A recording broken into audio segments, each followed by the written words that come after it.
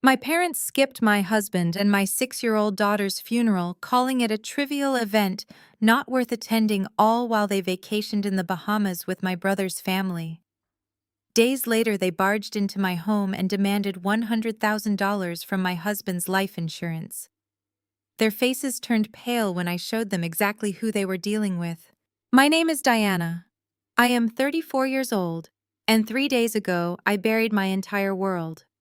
Before I continue this story, let me know where you are watching from in the comments below. Hit like and subscribe if you have ever had to stand up to family who underestimated your worth and treated your pain as an inconvenience. The hardwood floor of my living room was freezing against my bare legs, but I could not bring myself to move. I sat in the center of the vast silent space of the $1.2 million Connecticut home I had shared with my husband David and our beautiful daughter Lily.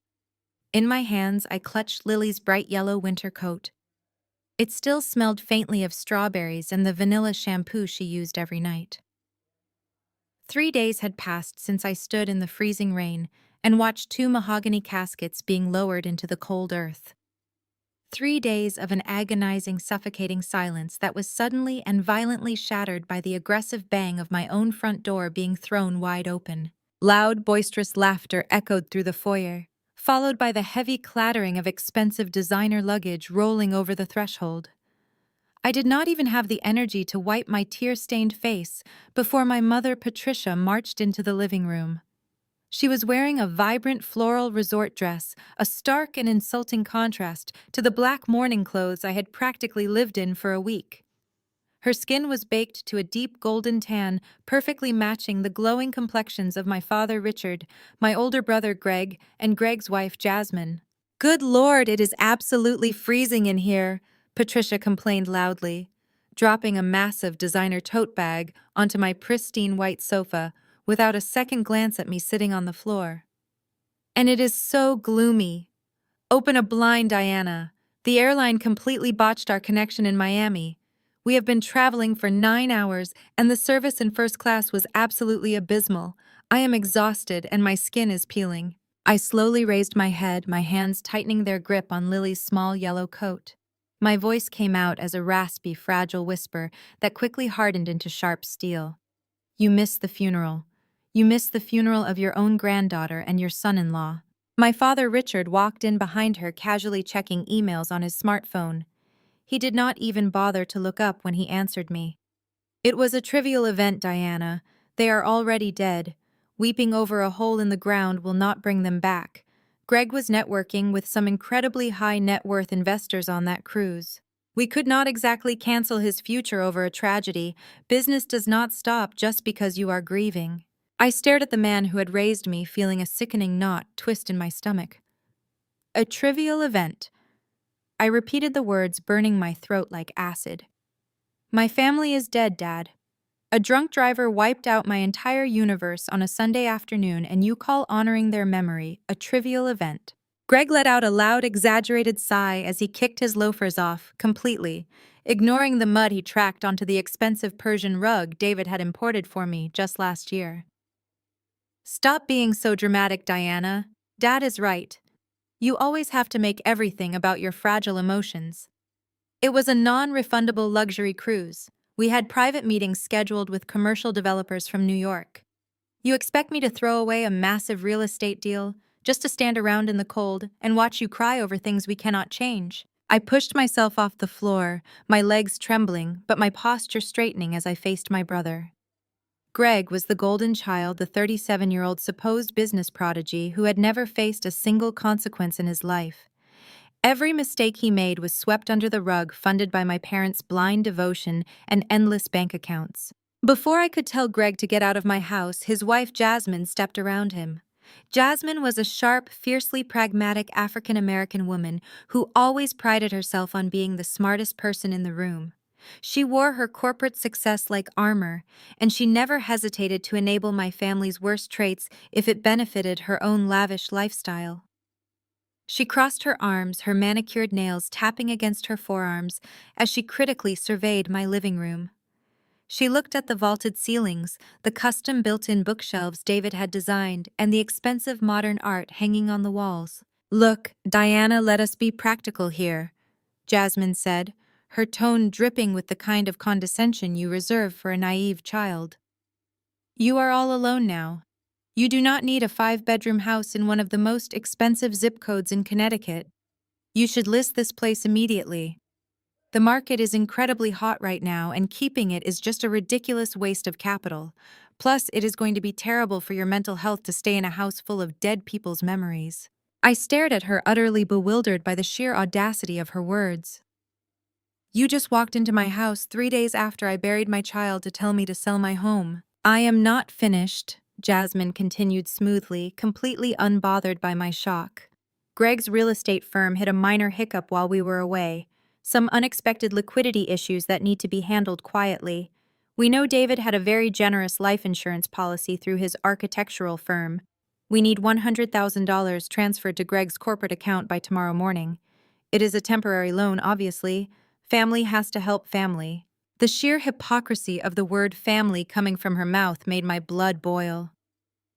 A minor hiccup, I asked, my voice dangerously quiet. You mean another one of Greg's catastrophic failures that he expects someone else to bail him out of? You think I am going to hand over my dead husband's life insurance money to fund your extravagant lifestyle? Patricia stepped forward, her face flushing with fierce indignation. How dare you speak to your sister-in-law that way? Your brother is trying to build a lasting legacy for this family. You have always been so utterly selfish, Diana. You sit here hoarding your wealth while your own flesh and blood asks for a simple favor. A simple favor! I shouted, the dam of my grief and rage finally breaking. You people are monsters. You skipped my daughter's funeral for a vacation, and you walk in here demanding $100,000. Get out, all of you. Get out of my house right now before I throw you out myself. Richard's face darkened, his authoritative facade slipping into pure malice. Do not use that tone with us. You owe this family. We raised you. We put up with your constant need to be different, your refusal to fall in line with our expectations. We gave you everything. You gave me nothing. I fired back, stepping right into his personal space, refusing to be intimidated by the man who had bullied me my entire childhood. When I was 18, I begged you to help me with my college tuition. You told me there was no money. But that very same week, you stole the waitress tips I had saved in a jar under my bed to buy Greg a $10,000 watch for his college graduation. A graduation he only managed to pass because I practically wrote all his final term papers for him. Greg lunged forward, his face contorted with intense anger. Shut your mouth, you ungrateful brat. I earned everything I have. You earn nothing. I screamed back, my voice echoing off the high ceilings. You leech off Mom and Dad, and now you think you can leech off David's grave. I am not giving you a single dime. I want you out of my house before I call the police for trespassing. Patricia gasped, clutching her chest theatrically, as if she were the victim. You would call the police on your own parents after we brought you a gift from our trip. She gestured wildly to the kitchen island where she had dumped a cheap plastic bag containing a couple of tacky seashell keychains and a shot glass from Nassau. I did not hesitate for a fraction of a second. I walked over to the kitchen island, grabbed the plastic bag, and marched straight to the trash can. I threw the souvenirs directly into the garbage. Take your trash and leave, I commanded, pointing a shaking finger toward the front door. You are not family. You are parasites. For a second, nobody moved. The air in the living room was thick with a toxic mix of shock and absolute fury. Then Greg's face relaxed into a slow, malicious sneer. He adjusted his expensive collar and let out a dark, mocking chuckle. You think that insurance money is actually yours, Diana? He asked, his voice dripping with venomous amusement. You think you actually have a choice in this matter? Dad and David signed a joint business proxy for that commercial property deal last year. We hold an active power of attorney over his primary accounts for business continuity. My heart skipped a beat, but I forced my face to remain perfectly still. I refused to let them see my panic. We do not need your permission to take what is ours, Greg spat, turning on his heel. We will get our money today. Have fun living in this giant empty tomb all by yourself. Jasmine gave me one last pitying look, shaking her head, as if I were a tragic lost cause before linking her arm through Greg's. Patricia and Richard followed them out, slamming the heavy wooden front door so hard the framed family photos on the hallway console rattled violently against the wall. I stood alone in the deafening silence of the foyer, my chest heaving as I tried to process the nightmare that had just unfolded. They were lying. They had to be lying. David would never give them control over our personal assets. He knew exactly what kind of people they were. But before I could even collect my scattered thoughts, my phone vibrated heavily in my pocket. I pulled it out with trembling fingers, staring at the bright screen. It was an automated text alert from my bank. The notification read, "Urgent alert. Pending withdrawal, $100,000 from primary joint account. Authorization processing via power of attorney protocol." I stared at the glowing screen of my phone, the bank automated text message burning into my retinas. Urgent alert. Pending withdrawal. $100,000 from primary joint account. Authorization processing via power of attorney protocol. The suffocating grief that had paralyzed me on the living room floor evaporated in a single heartbeat, instantly replaced by a cold and calculating adrenaline. They were not just insulting my dead husband and child. They were actively robbing them. I wiped the tears from my face with the back of my hand, grabbed my car keys from the console, and sprinted out the front door. I drove toward the city with reckless precision, my mind shifting away from the tragedy of the past week and locking completely onto my professional training. I knew exactly which bank branch Greg and Patricia would go to.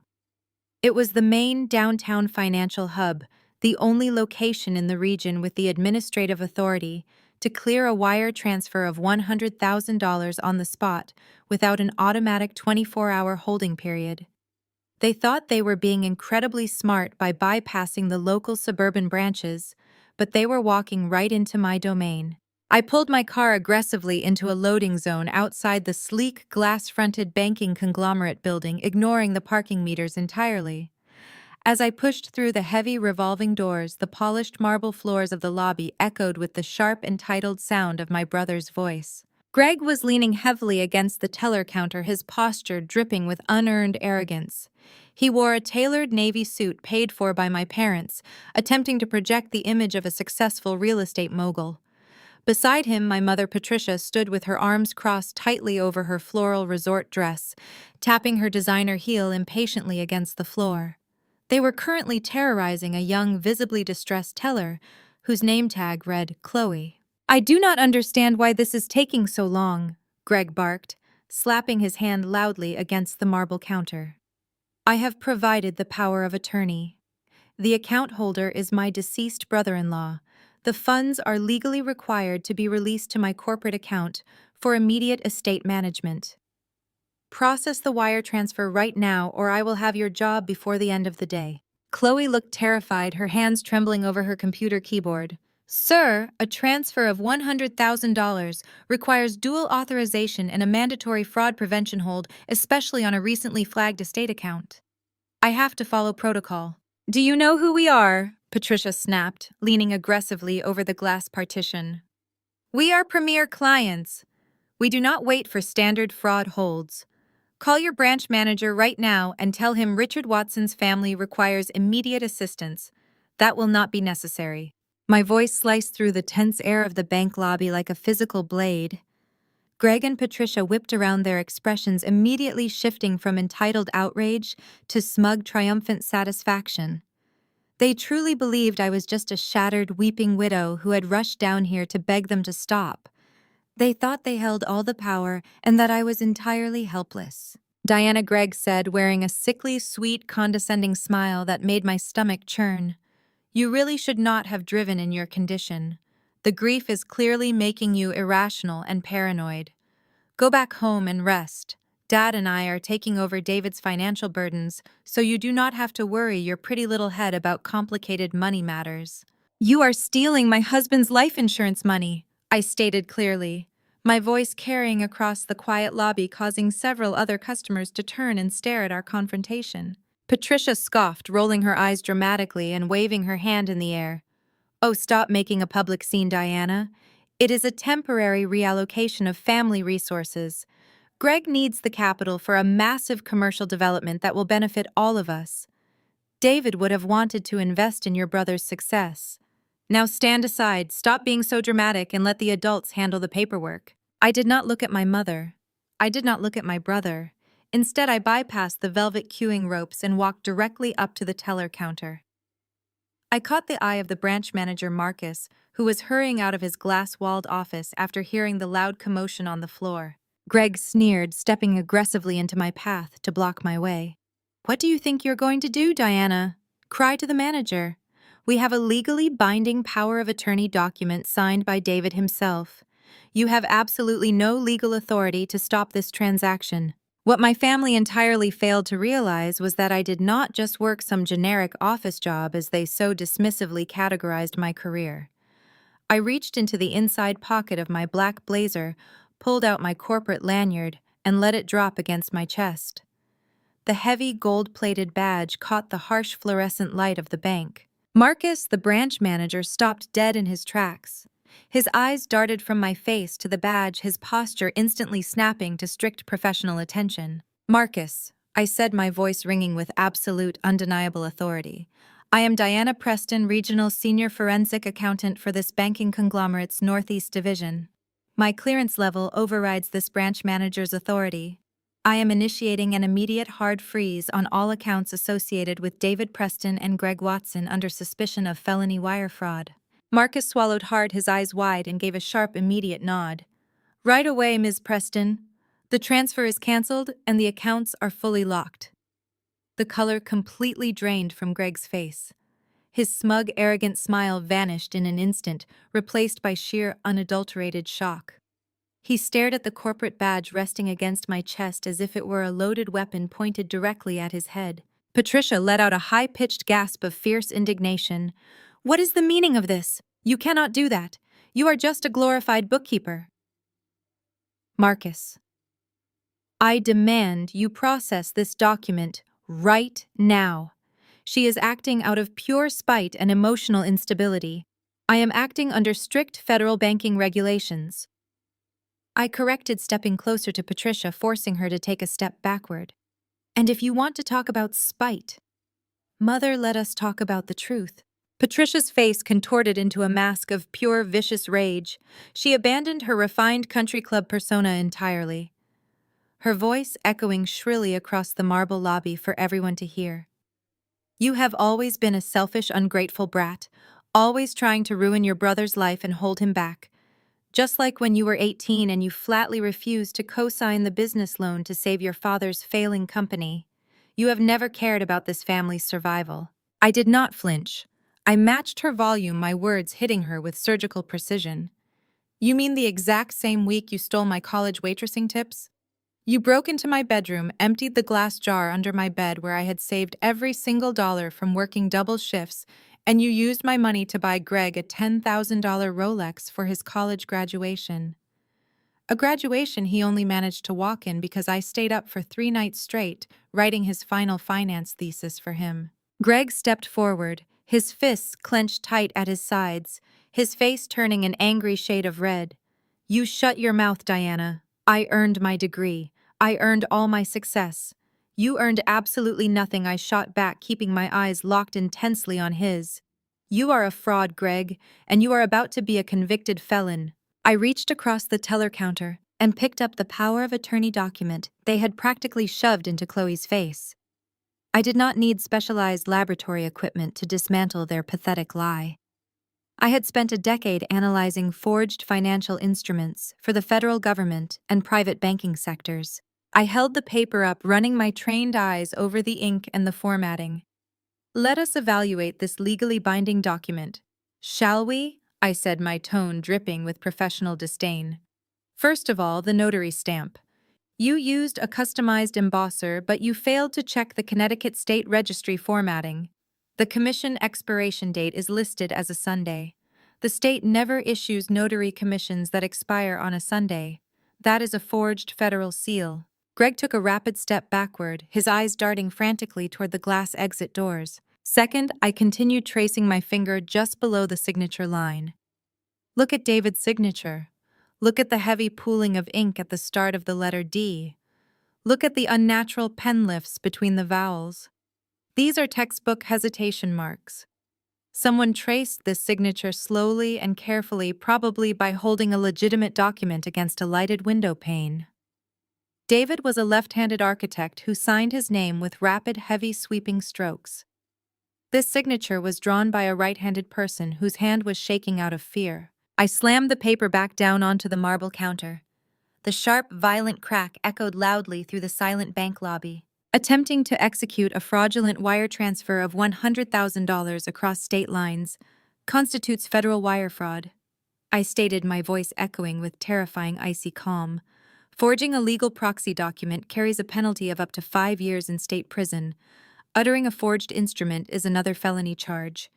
Do you want me to call the police to come arrest you in this lobby right now, Greg? Because Marcus already has his hand hovering over the silent panic alarm. Greg looked quickly at the branch manager, who was indeed standing by his desk with a grim, uncompromising expression, one hand resting beneath his counter. The reality of the situation finally crashed down on my brother's shoulders. He was not dealing with his compliant, easily bullied little sister anymore. He was dealing with an apex predator in her own professional territory. "This is not over, Diana," Greg hissed, his voice trembling with a mixture of pathetic rage and sheer terror. He snatched the forged document off the counter, crumpling it aggressively in his fist to hide the evidence. "Let us go," Greg Patricia urged, grabbing his arm tightly, her face pale and suddenly terrified of the very real legal consequences. "She is clearly having a psychotic break. We will have our lawyers handle this ridiculous accusation." "Run!"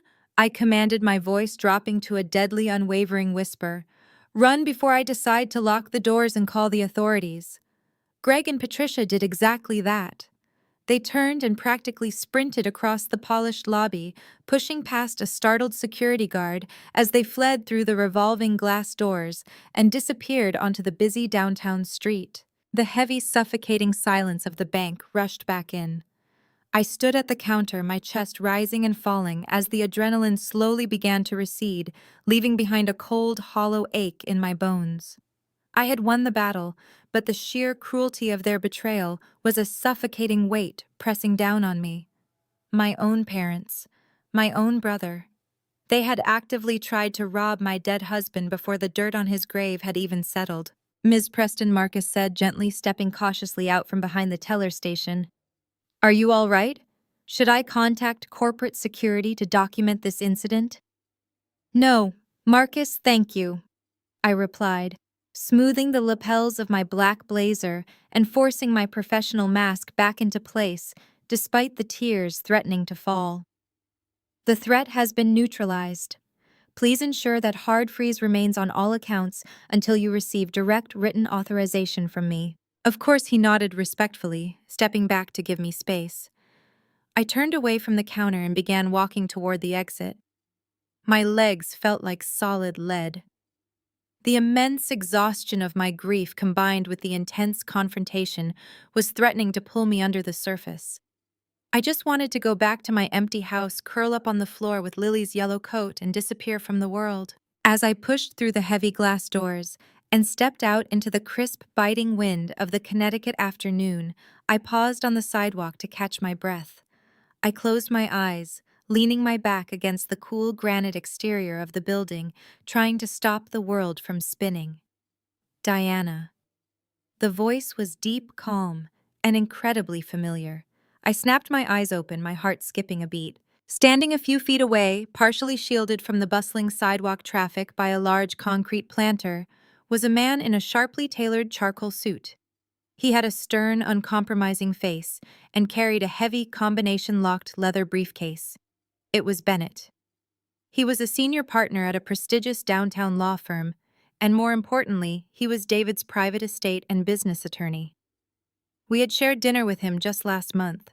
He stepped forward, his eyes quickly scanning the street before locking intensely onto mine. He did not offer empty condolences. He did not ask how I was holding up or offer a sympathetic smile. Instead, he reached into his leather briefcase and pulled out a thick, sealed manila envelope. Bennett. I breathed, my pulse quickening with sudden confusion. What are you doing here? Did you see Greg and my mother? I saw them running to their car. Bennett replied, his voice barely above a harsh, urgent whisper. He stepped closer and pressed the heavy manila envelope firmly into my hands. David came to my office a week before the crash, Diana. He specifically instructed me to hand this directly to you in person if anything ever happened to him. I stared down at the sealed envelope, a sudden terrifying chill racing down my spine that had nothing to do with the winter wind. What is this? Bennett looked me dead in the eyes, his expression grave and absolutely haunted. He knew they were going to do this, Diana. He knew exactly what your family was planning. You need to see what he found. Bennett ushered me out of the freezing wind and into the secure, soundproofed walls of his downtown firm. I sat in a heavy leather chair in his private office. The manila envelope rested on my lap like a live explosive. My forensic accounting instincts kicked in. I forced my breathing to slow down. I suppressed the rising tide of panic. I tore open the heavy wax seal and pulled out a thick stack of documents. It was a comprehensive private investigation report. David had hired a former federal agent 3 months ago to look into my father and brother. My husband had noticed discrepancies in the joint business proxy they shared. They were tiny accounting anomalies that most architects would simply ignore. But David lived with a forensic accountant. He knew exactly how to spot a bleeder account. I spread the pages across Bennett's mahogany desk. According to the meticulously documented file, Greg and Richard's highly touted commercial real estate business was a complete sham. It was a sophisticated front for a massive money laundering operation. I traced my finger over the printed spreadsheets. They were funneling illicit cash through dummy limited liability companies. They were inflating construction costs on fake building sites and processing counterfeit vendor invoices to wash the dirty money. The $100,000 my family had just tried to steal from my dead husband's life insurance policy was not for a minor business hiccup. The investigation revealed they were being actively blackmailed. A former contractor had discovered their illegal offshore routing.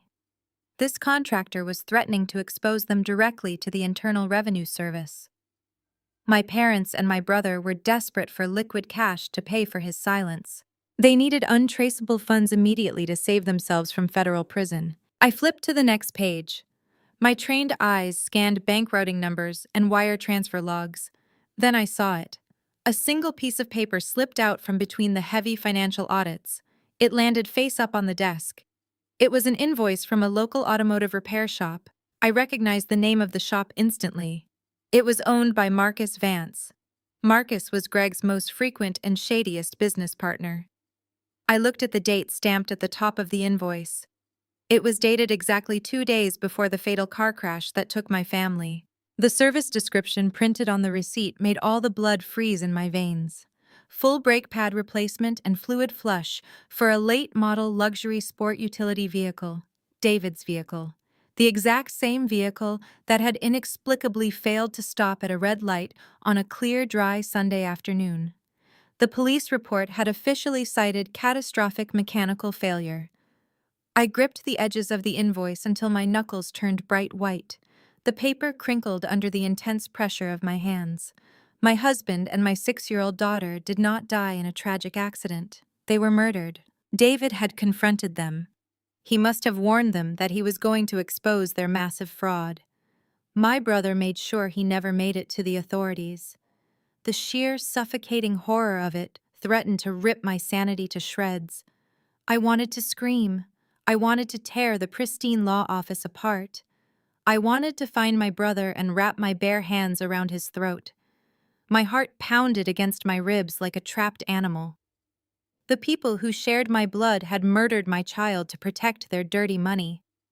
Every memory of my family was instantly tainted by the blood of my precious daughter. Before the crushing weight of that terrifying revelation could fully paralyze me, my cell phone began to vibrate violently. It buzzed rapidly against the wooden armrest of the leather chair. A ceaseless barrage of notifications flooded the glowing screen. I dragged my eyes away from the mechanic's invoice and looked at my phone. It was an absolute onslaught of alerts from Facebook, Instagram, and various extended family group threads. Jasmine had declared a digital war. I opened the main social media app. The first thing I saw was a lengthy, professionally staged post from my sister-in-law. Jasmine had uploaded a perfectly filtered black and white photo of David and Lily. She paired the photo with a deeply manipulative and highly venomous caption. She wrote eloquently about the profound tragedy of grief. She detailed how extreme loss can completely destroy a person's fragile mind. She painted a vivid picture of herself and Greg as the devoted, heartbroken family members. She claimed they were only trying to support a severely mentally ill widow through an impossible time. Then came the calculated character assassination. Jasmine explicitly accused me of hoarding David's wealth. She told her thousands of followers that I was freezing family business accounts out of pure spite. She claimed I was leaving my elderly parents completely destitute and facing imminent homelessness.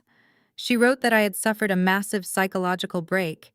She described me screaming at them like a lunatic.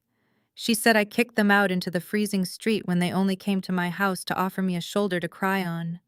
She painted herself as the ultimate victim of my misplaced rage. The comments section beneath her post was an absolute bloodbath.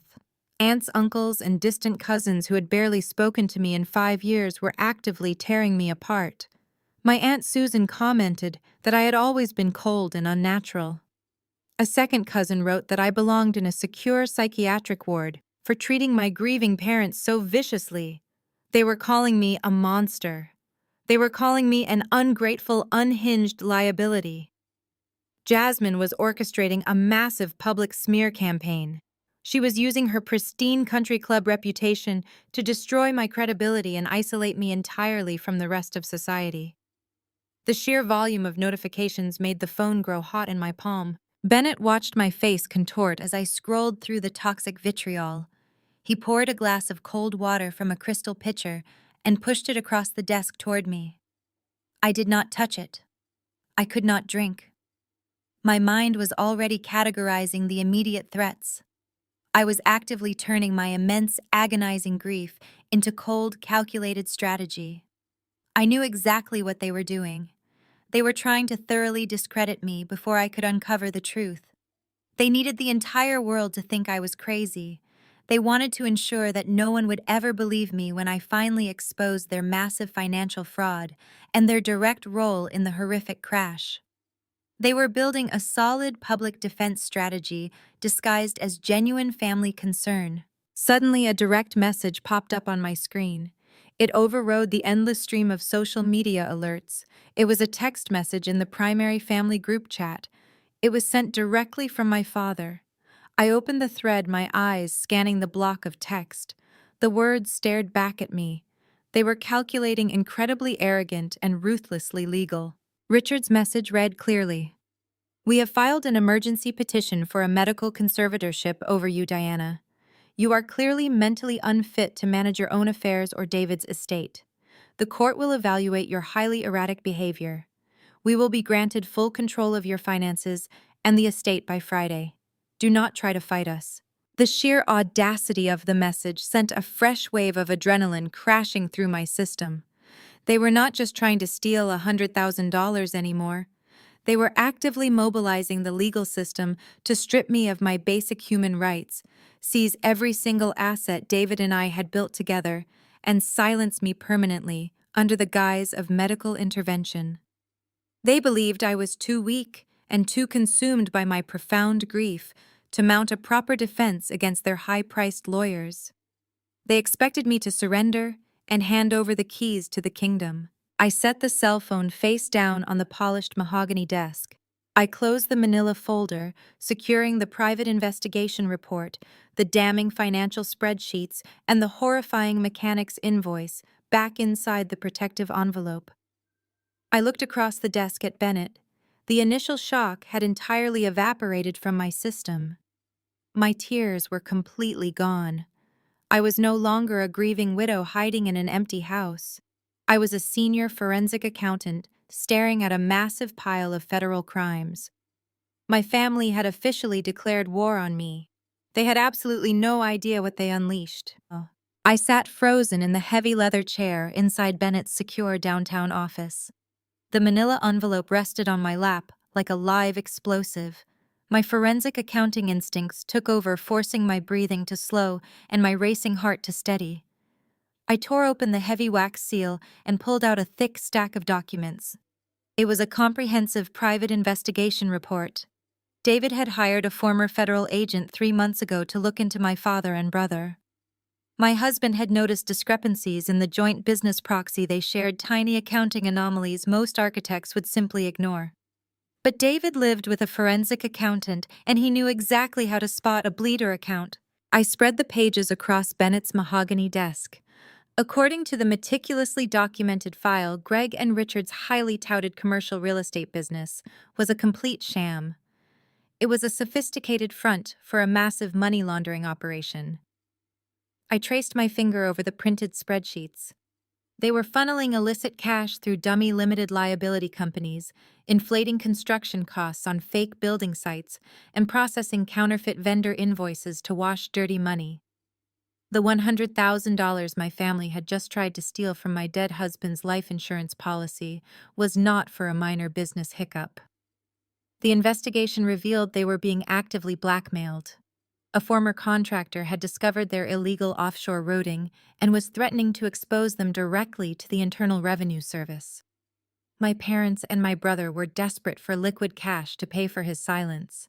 They needed untraceable funds immediately to save themselves from federal prison. I flipped to the next page, my trained eyes scanning bank routing numbers and wire transfer logs. Then I saw it. A single piece of paper slipped out from between the heavy financial audits and landed face up on the desk. It was an invoice from a local automotive repair shop.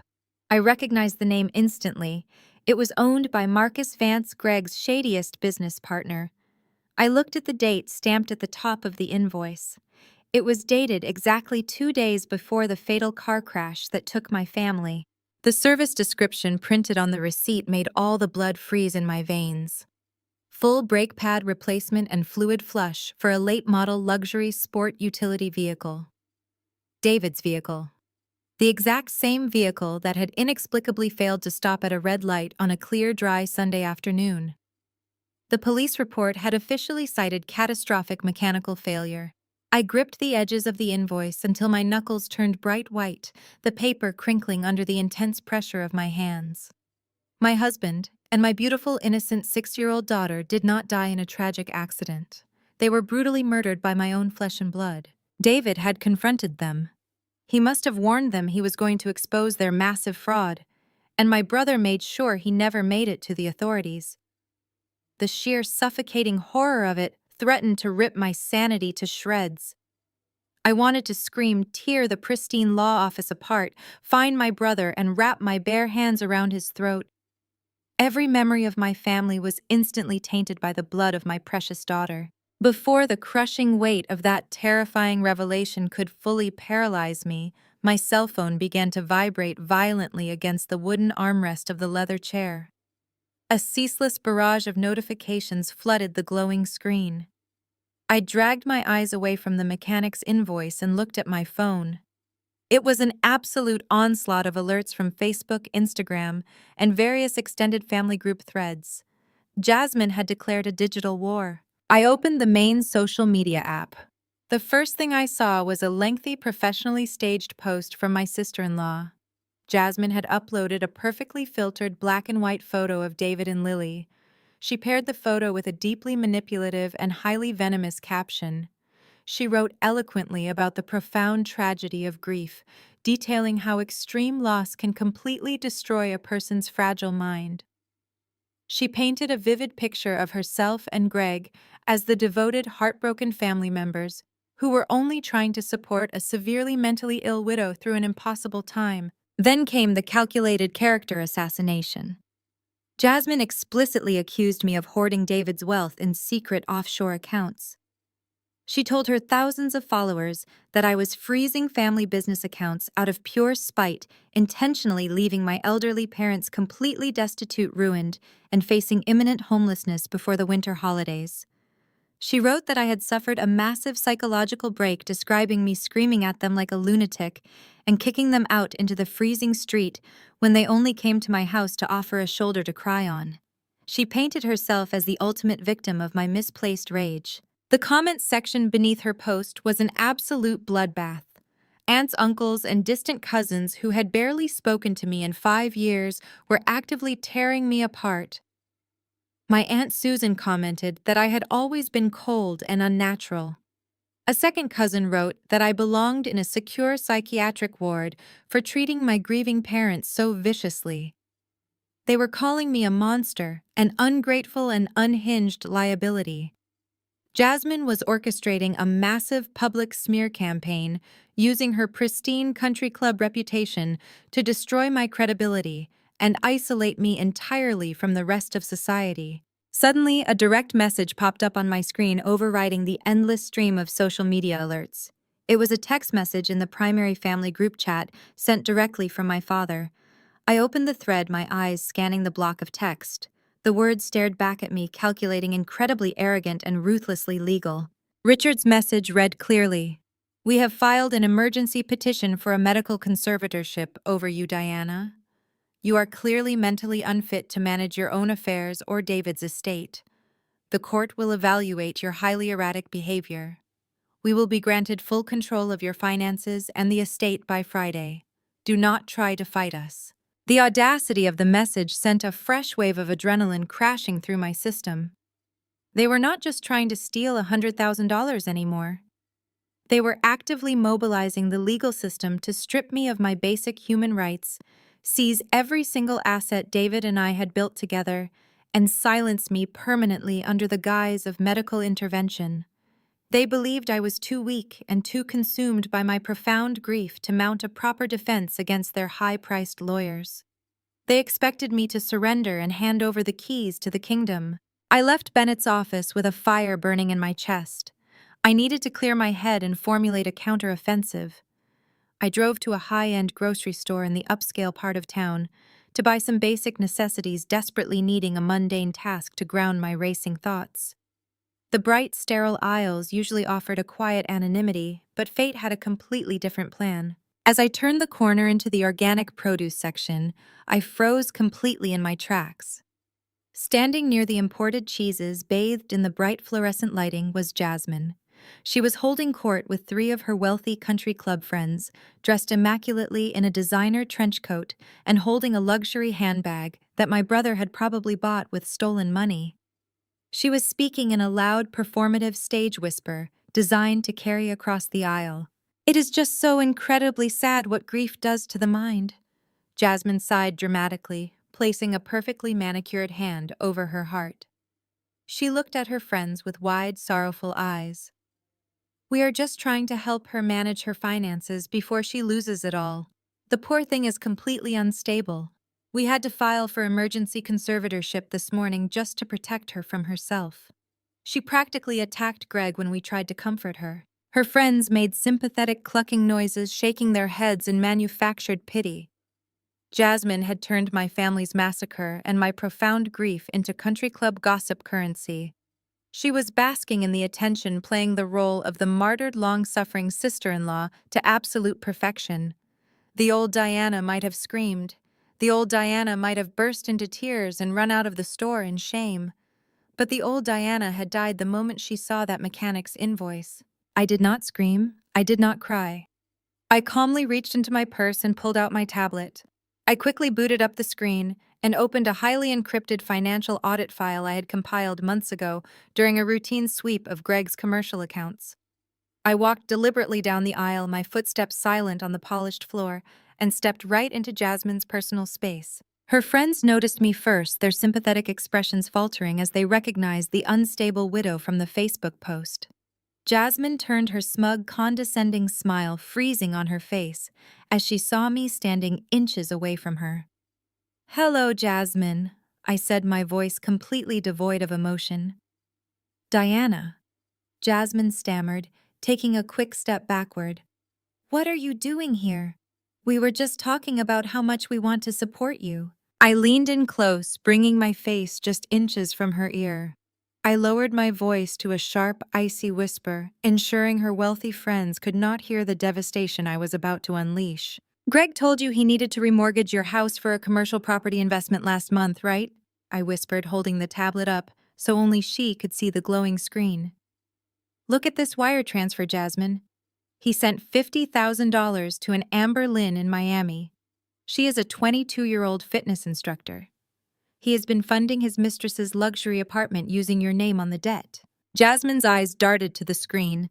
She saw the routing numbers. She saw the name. She saw the exact amount that corresponded to the second mortgage she had co-signed just 4 weeks ago. You are the sole guarantor on that loan, Jasmine. I continued smoothly, twisting the knife with professional precision. Greg used your immaculate credit score to buy his mistress a beachfront condo, and he left you holding the bag. If you want the forensic proof, I will hit send to your personal email right now. Jasmine was a proud, highly intelligent woman who demanded absolute respect from everyone around her. She did not tolerate disrespect, and she certainly did not tolerate public humiliation. Her smug, condescending expression dropped into sheer pale horror. The color drained entirely from her face, leaving her looking physically ill. The pristine facade of her perfect marriage shattered in a fraction of a second. She realized her husband had been playing her for an absolute fool. "Excuse me," Jasmine choked out, her voice trembling violently. She abruptly abandoned her expensive grocery cart right in the middle of the aisle, ignoring the confused questions from her country club friends. She turned and stormed out of the store, her heels clicking furiously against the floor, practically running to her car to confront Greg. I watched her leave, feeling a brief, intoxicating moment of triumph. I had just dismantled their strongest ally without raising my voice. I purchased my groceries, the cold satisfaction settling deep in my chest. But as I walked out of the store and approached my car in the parking lot, my brief victory was abruptly extinguished. A tall man in a plain gray jacket stepped out from behind a concrete pillar, his face completely devoid of expression, and aggressively blocked my path to the driver's side door. "Diana Preston?" he asked, holding out a thick, heavily bound legal binder. "Yes," I answered automatically. "You have been served." He shoved the thick legal binder forcefully into my chest and walked away quickly without another word. I dropped my brown paper grocery bags onto the cold asphalt and stared down at the massive stack of legal documents. Richard was not just suing for a medical conservatorship. I flipped open the heavy cover, my eyes scanning the bold black text on the very first page. My father was suing David's estate for $2 million, formally claiming my dead husband had systematically embezzled money from the family business before his sudden and incredibly convenient death. The heavy legal binder felt like a slab of concrete in my hands. I stared down at the crisp white paper, my eyes scanning the bold black text over and over again. My father was not just trying to paint me as an incompetent, grieving widow. He was actively trying to brand my dead husband as a criminal. He wanted to strip David of his honor, his legacy, and his financial assets, all in one swift, catastrophic motion. The audacity was breathtaking. They were trying to bleed the estate dry through aggressive litigation, knowing the legal defense fees alone would cripple most people. But I was not most people. I threw the binder onto the passenger seat of my car, ignoring the scattered groceries in the back. My brief moment of satisfaction over destroying Jasmine's pristine facade vanished, replaced by an Arctic razor-sharp focus. I drove back to my house in complete silence. The sprawling Connecticut property felt different as I pulled into the driveway. It no longer felt like a tomb of memories. It felt like a fortress. I carried the binder inside, bypassed the kitchen, and walked directly into David's custom-built home office. I locked the heavy oak door behind me. I closed the plantation blinds, shutting out the fading afternoon light, and turned on the overhead fluorescent lamps. I booted up my dual-screen desktop monitors. If my family wanted a financial war, they had just picked a fight with an apex predator. They assumed my grief would make me sloppy. They assumed I would cower behind a defense attorney. They had no idea that I spent my entire career dismantling corporate criminals far smarter than a local real estate developer and his arrogant son. I cracked my knuckles, pulled my keyboard close, and went to war. I bypassed standard banking portals and logged directly into specialized federal forensic databases. My corporate clearance granted me access to global routing networks, offshore wire registries, and encrypted corporate filings. I started with the foundation of my father's empire, Watson Commercial Development. I pulled the public tax records first, establishing a baseline of their reported income. Then I cross-referenced those figures with the hidden ledgers I had copied from the bank's internal fraud detection system earlier that day. The discrepancies were massive. My fingers flew across the keyboard writing complex search algorithms to hunt down matching dollar amounts bouncing between shell companies. Greg and Richard had established a dizzying labyrinth of limited liability companies. They used names like Apex Holdings, Zenith Properties, and Pinnacle Logistics. None of these entities actually produced anything. They existed solely to generate fake vendor invoices, artificially inflating the cost of legitimate construction materials. I traced the money flow watching the digital breadcrumbs multiply. They were taking clean loans from legitimate banks, funneling the cash through these phantom companies, and then washing the funds through offshore accounts to evade domestic taxation. The $2 million Richard was accusing David of embezzling was actually the exact amount of money my father had quietly siphoned out of his own primary business account to cover a massive federal tax penalty 3 years ago. He was using a dead man as a convenient scapegoat for his own financial crimes. I downloaded the transaction logs, compiling a massive, undeniable digital paper trail. I took screenshots of the routing numbers, the IP addresses used to authorize the transfers, and the digital signatures attached to every single fraudulent invoice. I built a comprehensive dossier that would guarantee federal indictments for both my father and my brother.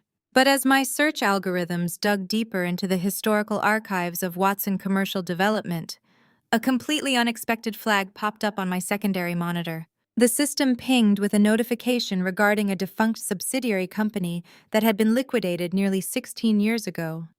I frowned, leaning closer to the glowing screen. The subsidiary was registered under the name DW Consulting. I opened the original incorporation documents, my eyes scanning the scanned PDF files. The registered agent listed on the incorporation paperwork was Richard Watson. The primary shareholder, however, was someone else entirely. I stared at the screen, a cold numbness spreading through my chest. The Social Security number attached to the primary shareholder account was mine. I cross-referenced the digits 3 times just to be absolutely certain.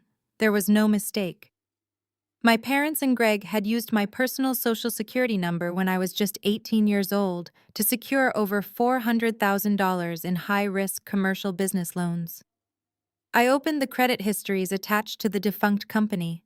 They had taken the money, funneled it directly into my father's failing real estate firm to keep it afloat, and then deliberately defaulted on every single loan under my name. The sheer calculated malice of the act struck me like a physical blow. I suddenly understood everything about my early 20s. I remembered being rejected for my first apartment lease. I remembered being denied a basic student loan for my tuition, forcing me to work 3 grueling jobs just to survive. I remembered my mother looking at me with fake sympathy, telling me I was simply irresponsible with money and that I would always need to rely on the family for stability. They had not just stolen my college waitressing tips. They had intentionally tanked my credit score and destroyed my financial independence before my adult life had even begun. They engineered my struggle to keep me completely dependent on them, ensuring I would never have the resources to challenge their authority. The psychological abuse was entirely underpinned by systematic financial control. They sabotaged my future to fund their own luxury, and they smiled in my face while they did it. I saved the loan documents into a secure external hard drive, my rage burning with a cold, terrifying clarity. I was no longer looking for simple financial fraud. I was looking to absolutely annihilate them. I opened a new search window and turned my attention to their recent vacation. Greg had loudly proclaimed that their luxury cruise to the Bahamas was a non-refundable critical networking event. He claimed he was meeting with high net worth investors and commercial developers. I hacked into the maritime passenger registries and international flight logs. The data populated on my screen instantly. They did not board a commercial cruise ship. Flight records showed my father, my mother Greg and Jasmine had boarded a privately chartered jet out of a small regional airport. Their destination was Nassau, Bahamas. I pulled the immigration customs declarations. They landed on a Thursday 3 days before David and Lily were killed. I tracked the digital footprint of their mobile devices using geofencing software available through my corporate security clearance. They did not visit a resort. They spent 3 consecutive days inside a highly secure corporate banking complex in downtown Nassau. They were meeting with offshore bankers. I cross-referenced the dates with federal tax court filings. Richard Watson had received an official notice of an impending comprehensive IRS audit exactly 1 week before the Bahamas trip. It was never a vacation. It was a desperate illegal scramble to hide millions of dollars in unwashed assets from the federal government. And then I looked at the exact timestamp of their final meeting in Nassau. I felt the air leave my lungs. The flight manifests and bank exit logs confirmed the timeline. My parents and my brother were sitting in a pristine, air-conditioned offshore bank, illegally moving dirty money into untraceable accounts. On the exact same afternoon, I was standing in the freezing rain in Connecticut, watching 2 mahogany caskets being lowered into the cold earth. They were protecting their stolen wealth while I buried my entire universe. The profound depravity of my family was almost incomprehensible. I pushed back from the desk, adrenaline surging. I had the wire fraud, identity theft, and tax evasion evidence to destroy them, but none of it explained the mechanic's invoice. None of it explained the catastrophic brake failure. I accessed David's personal cloud drive. I typed our master password. Bypassing standard folders, I opened a hidden directory labeled with a single red exclamation point. Inside was an audio file time-stamped Saturday evening, the night before the crash. I clicked play. Static hissed through the speakers, followed by my husband's heavy, tense voice. "I know what you did to the brakes," Greg David echoed through the room, utterly fearless.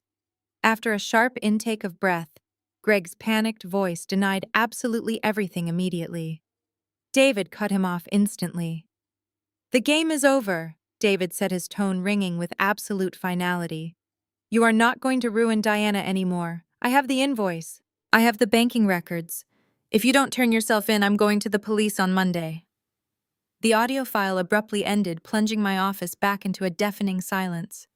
My husband had given my brother an ultimatum on Saturday night. The fatal car crash happened on Sunday afternoon. I sat frozen in the sterile glow of my dual monitors, staring at the digital audio file icon. The horrific revelation did not bring a fresh wave of tears to my eyes. Instead, the final fragile thread tethering me to my underlying humanity simply snapped in half. The crippling, suffocating sorrow that had anchored me to the hardwood floor of my living room for the past week completely evaporated into the cold air. It was instantly replaced by a blinding, absolute, and crystalline rage. My family had not just stolen my financial future, they had brutally slaughtered my loving husband and my innocent 6-year-old daughter just to protect their fraudulent, pathetic offshore bank accounts. I closed my eyes tightly, took one long, shuddering breath, and made a silent, unbreakable vow to my murdered family. I would never shed another tear over those monsters again. I wiped my face cleanly, straightened my posture in the heavy leather chair, and leaned forward to touch the mechanical keyboard. My mind instantly shifted gears, operating with a cold, terrifying efficiency born of a decade in federal financial auditing. I knew the complex legal system intimately. I knew that a single hidden audio recording of a dead man making an accusation was purely circumstantial. It was merely a digital ghost. A high-priced defense attorney like the ones my father kept on permanent retainer would immediately file aggressive motions to have the audio suppressed. They would ruthlessly argue the recording was deep-faked, digitally manipulated, or entirely taken out of context. They would claim David was simply a disgruntled employee making baseless threats to extort them. I could not just walk into a local police precinct, hand over a standard thumb drive, and blindly hope for the best possible outcome. I needed a verified, irrefutable confession. I needed an undeniable, on-the-record admission of guilt coming directly from my brother's own mouth. Furthermore, putting them behind cold iron bars for murder was only half of my ultimate objective. I wanted total catastrophic and multi-generational annihilation. I wanted them to lose the very thing they had killed my beautiful family to protect. I wanted their wealth, their status, and their pristine country club reputation completely incinerated. To achieve that level of absolute destruction, I needed the Internal Revenue Service to strike at the exact same fraction of a second the state police closed in. I required a synchronized, flawless takedown. I spent the next 3 exhaustive hours structuring the ultimate trap. I meticulously compiled every illegal wire transfer, every offshore routing number, the forged power of attorney document, the fake notary seal, and the horrifying mechanic's invoice for David's brakes. I bundled the entire digital package into a highly encrypted whistleblower submission protocol that linked directly to federal authorities. I scheduled a secure dead man's switch through Bennett's downtown law firm. If I did not input a specific alphanumeric code every 12 hours, the entire dossier would automatically transmit to the FBI, the IRS Criminal Investigation Division, and every major news outlet in the state. But to successfully spring the trap, I had to deliberately draw the cowardly predators out of their comfortable den. I had to make them feel completely, utterly victorious. I had to hand them the one specific thing they craved far more than stolen money. They needed absolute, unquestioned control over me. I picked up my sleek cell phone from the wooden desk. I cleared my dry throat, forcing my vocal cords to tighten painfully. I squeezed my eyes shut, channeling the immense, suffocating grief of the past week, and began to intentionally hyperventilate. I forced my breathing to become shallow and ragged.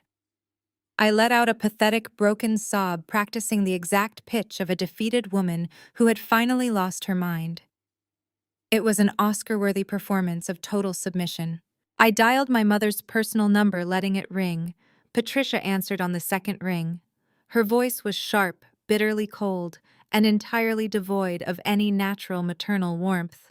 "Have you finally come to your senses, Diana, or are you calling to scream at me like a lunatic again?" "Mom," I wailed, letting my voice crack and shatter pathetically over the cellular line. I sobbed hysterically, holding the phone slightly away from my mouth to heavily emphasize the desperate gasping sounds. "Mom, please. You won. You finally won." The process server came to the grocery store. The lawsuit, the conservatorship. It completely broke me. I cannot fight you and Dad anymore. I paused, letting out another loud, pathetic cry.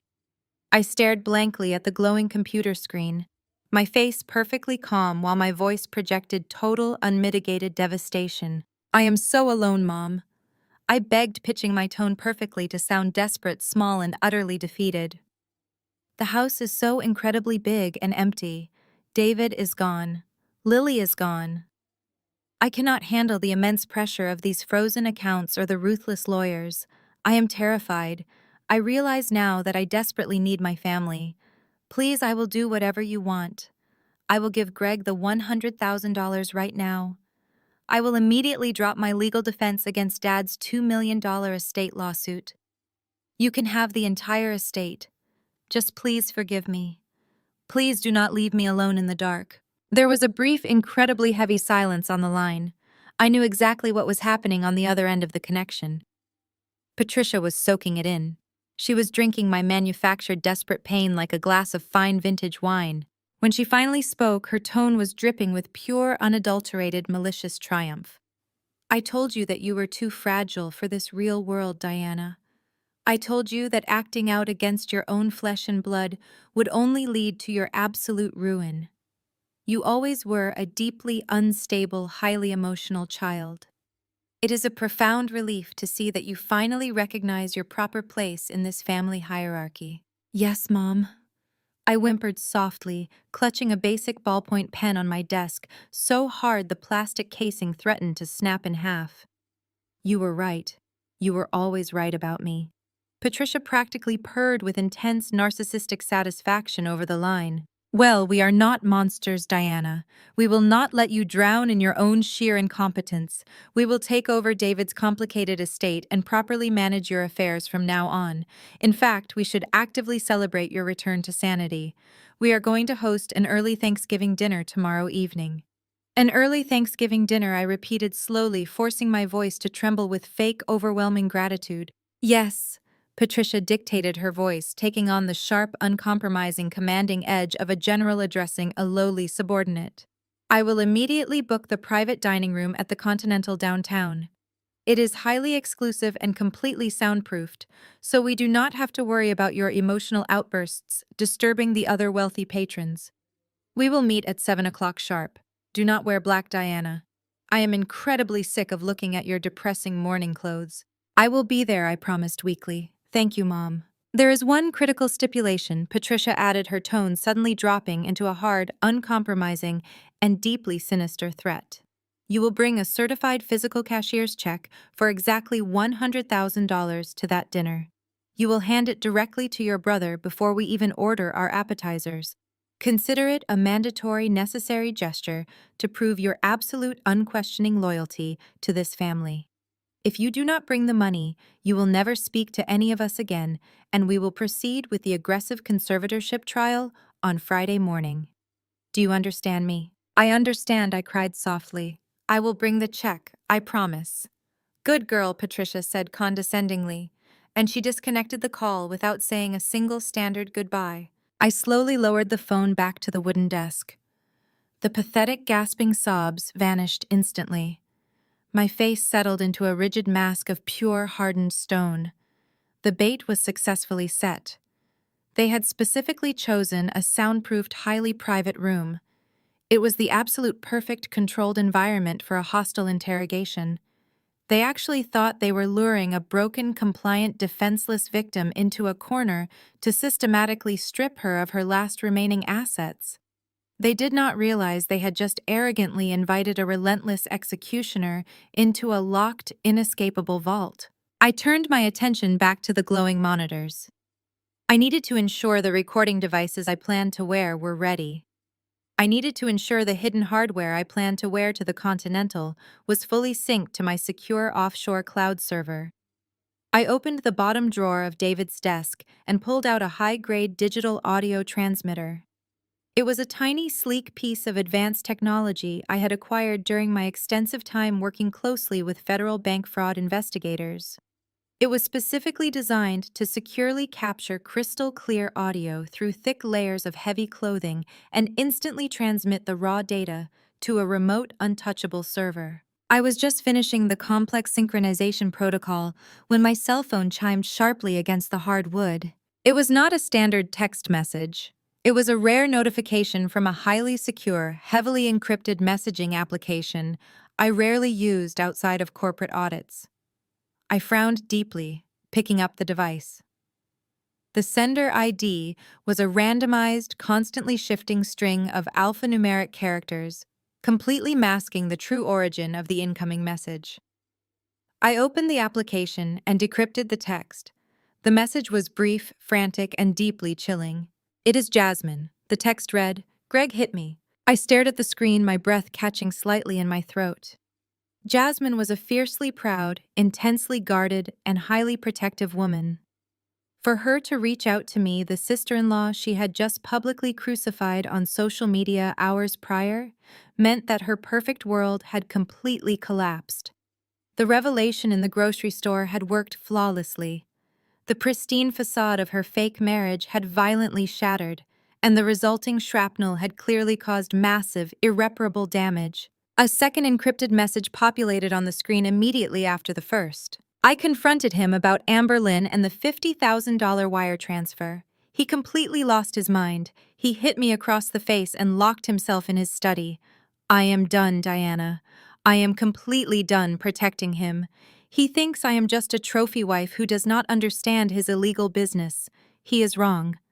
I know exactly what he and your father have been doing. I opened his home safe while he was sleeping. I have the physical ledgers, the actual handwritten account books.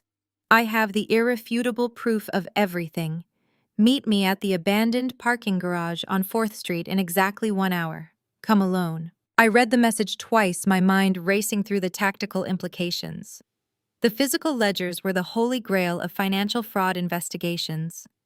Digital records could easily be contested, claimed as hacked or manipulated, but handwritten account books with Greg and Richard's physical signatures and notations were undeniable concrete proof of their money laundering empire.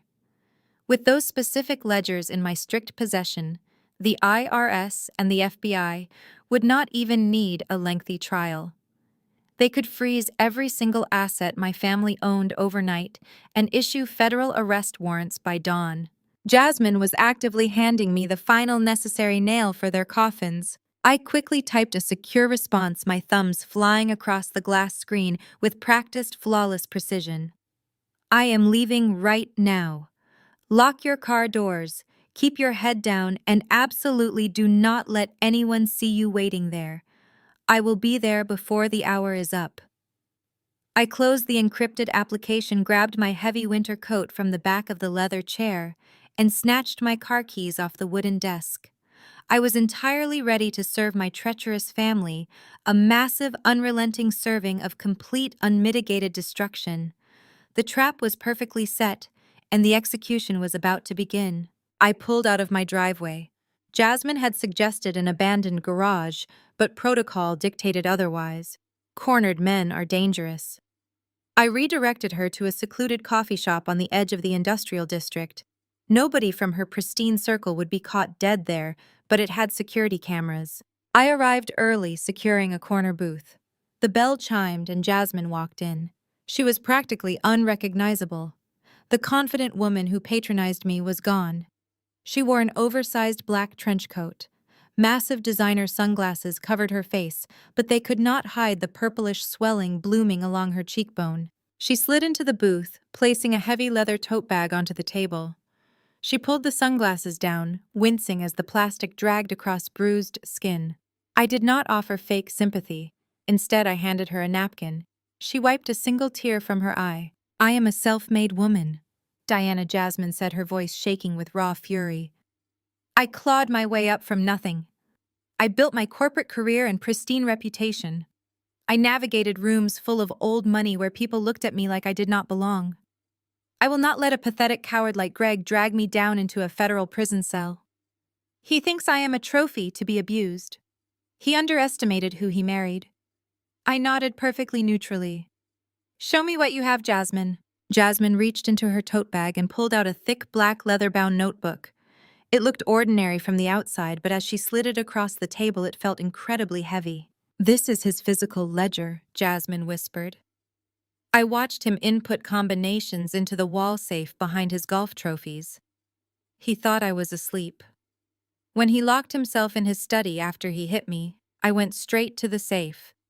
This book contains every transaction they kept off the digital books.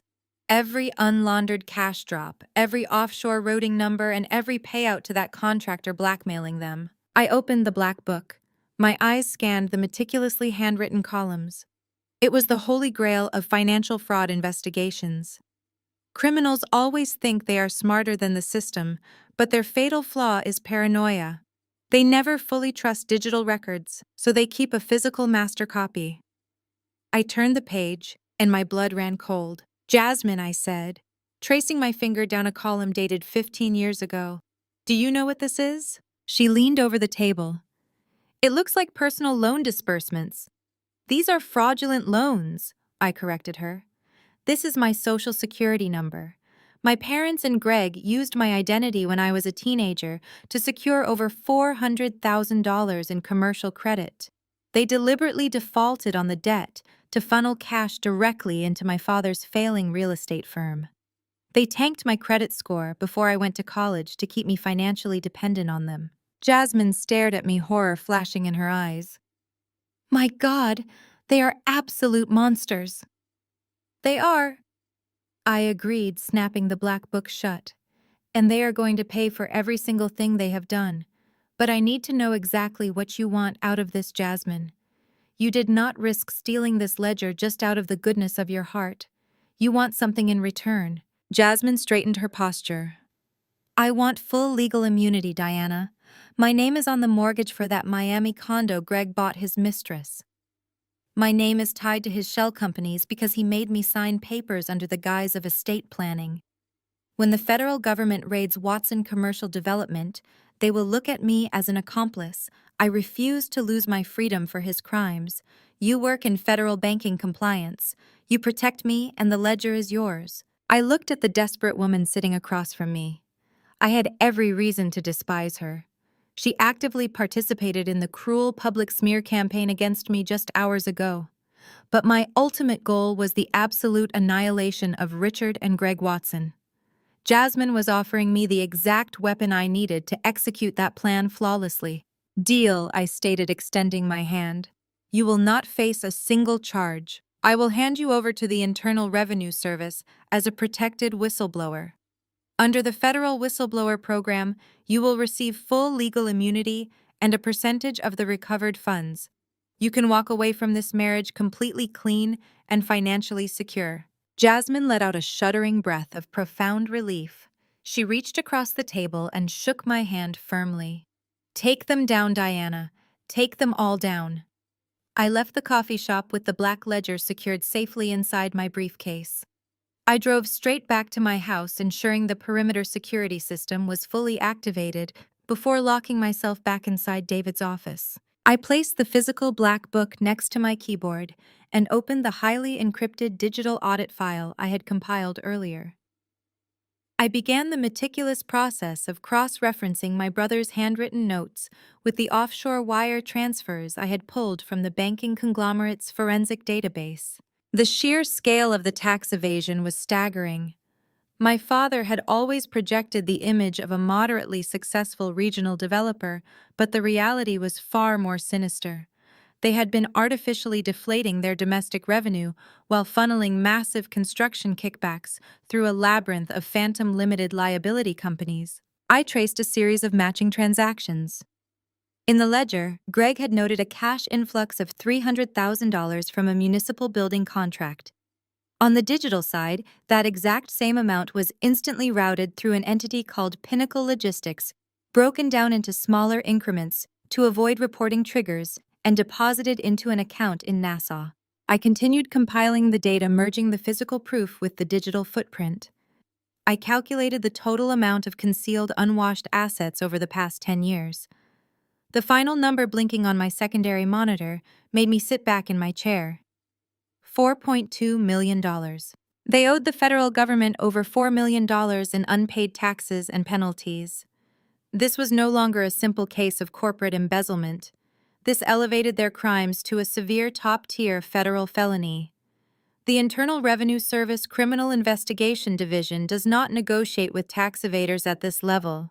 They execute heavily armed pre-dawn raids.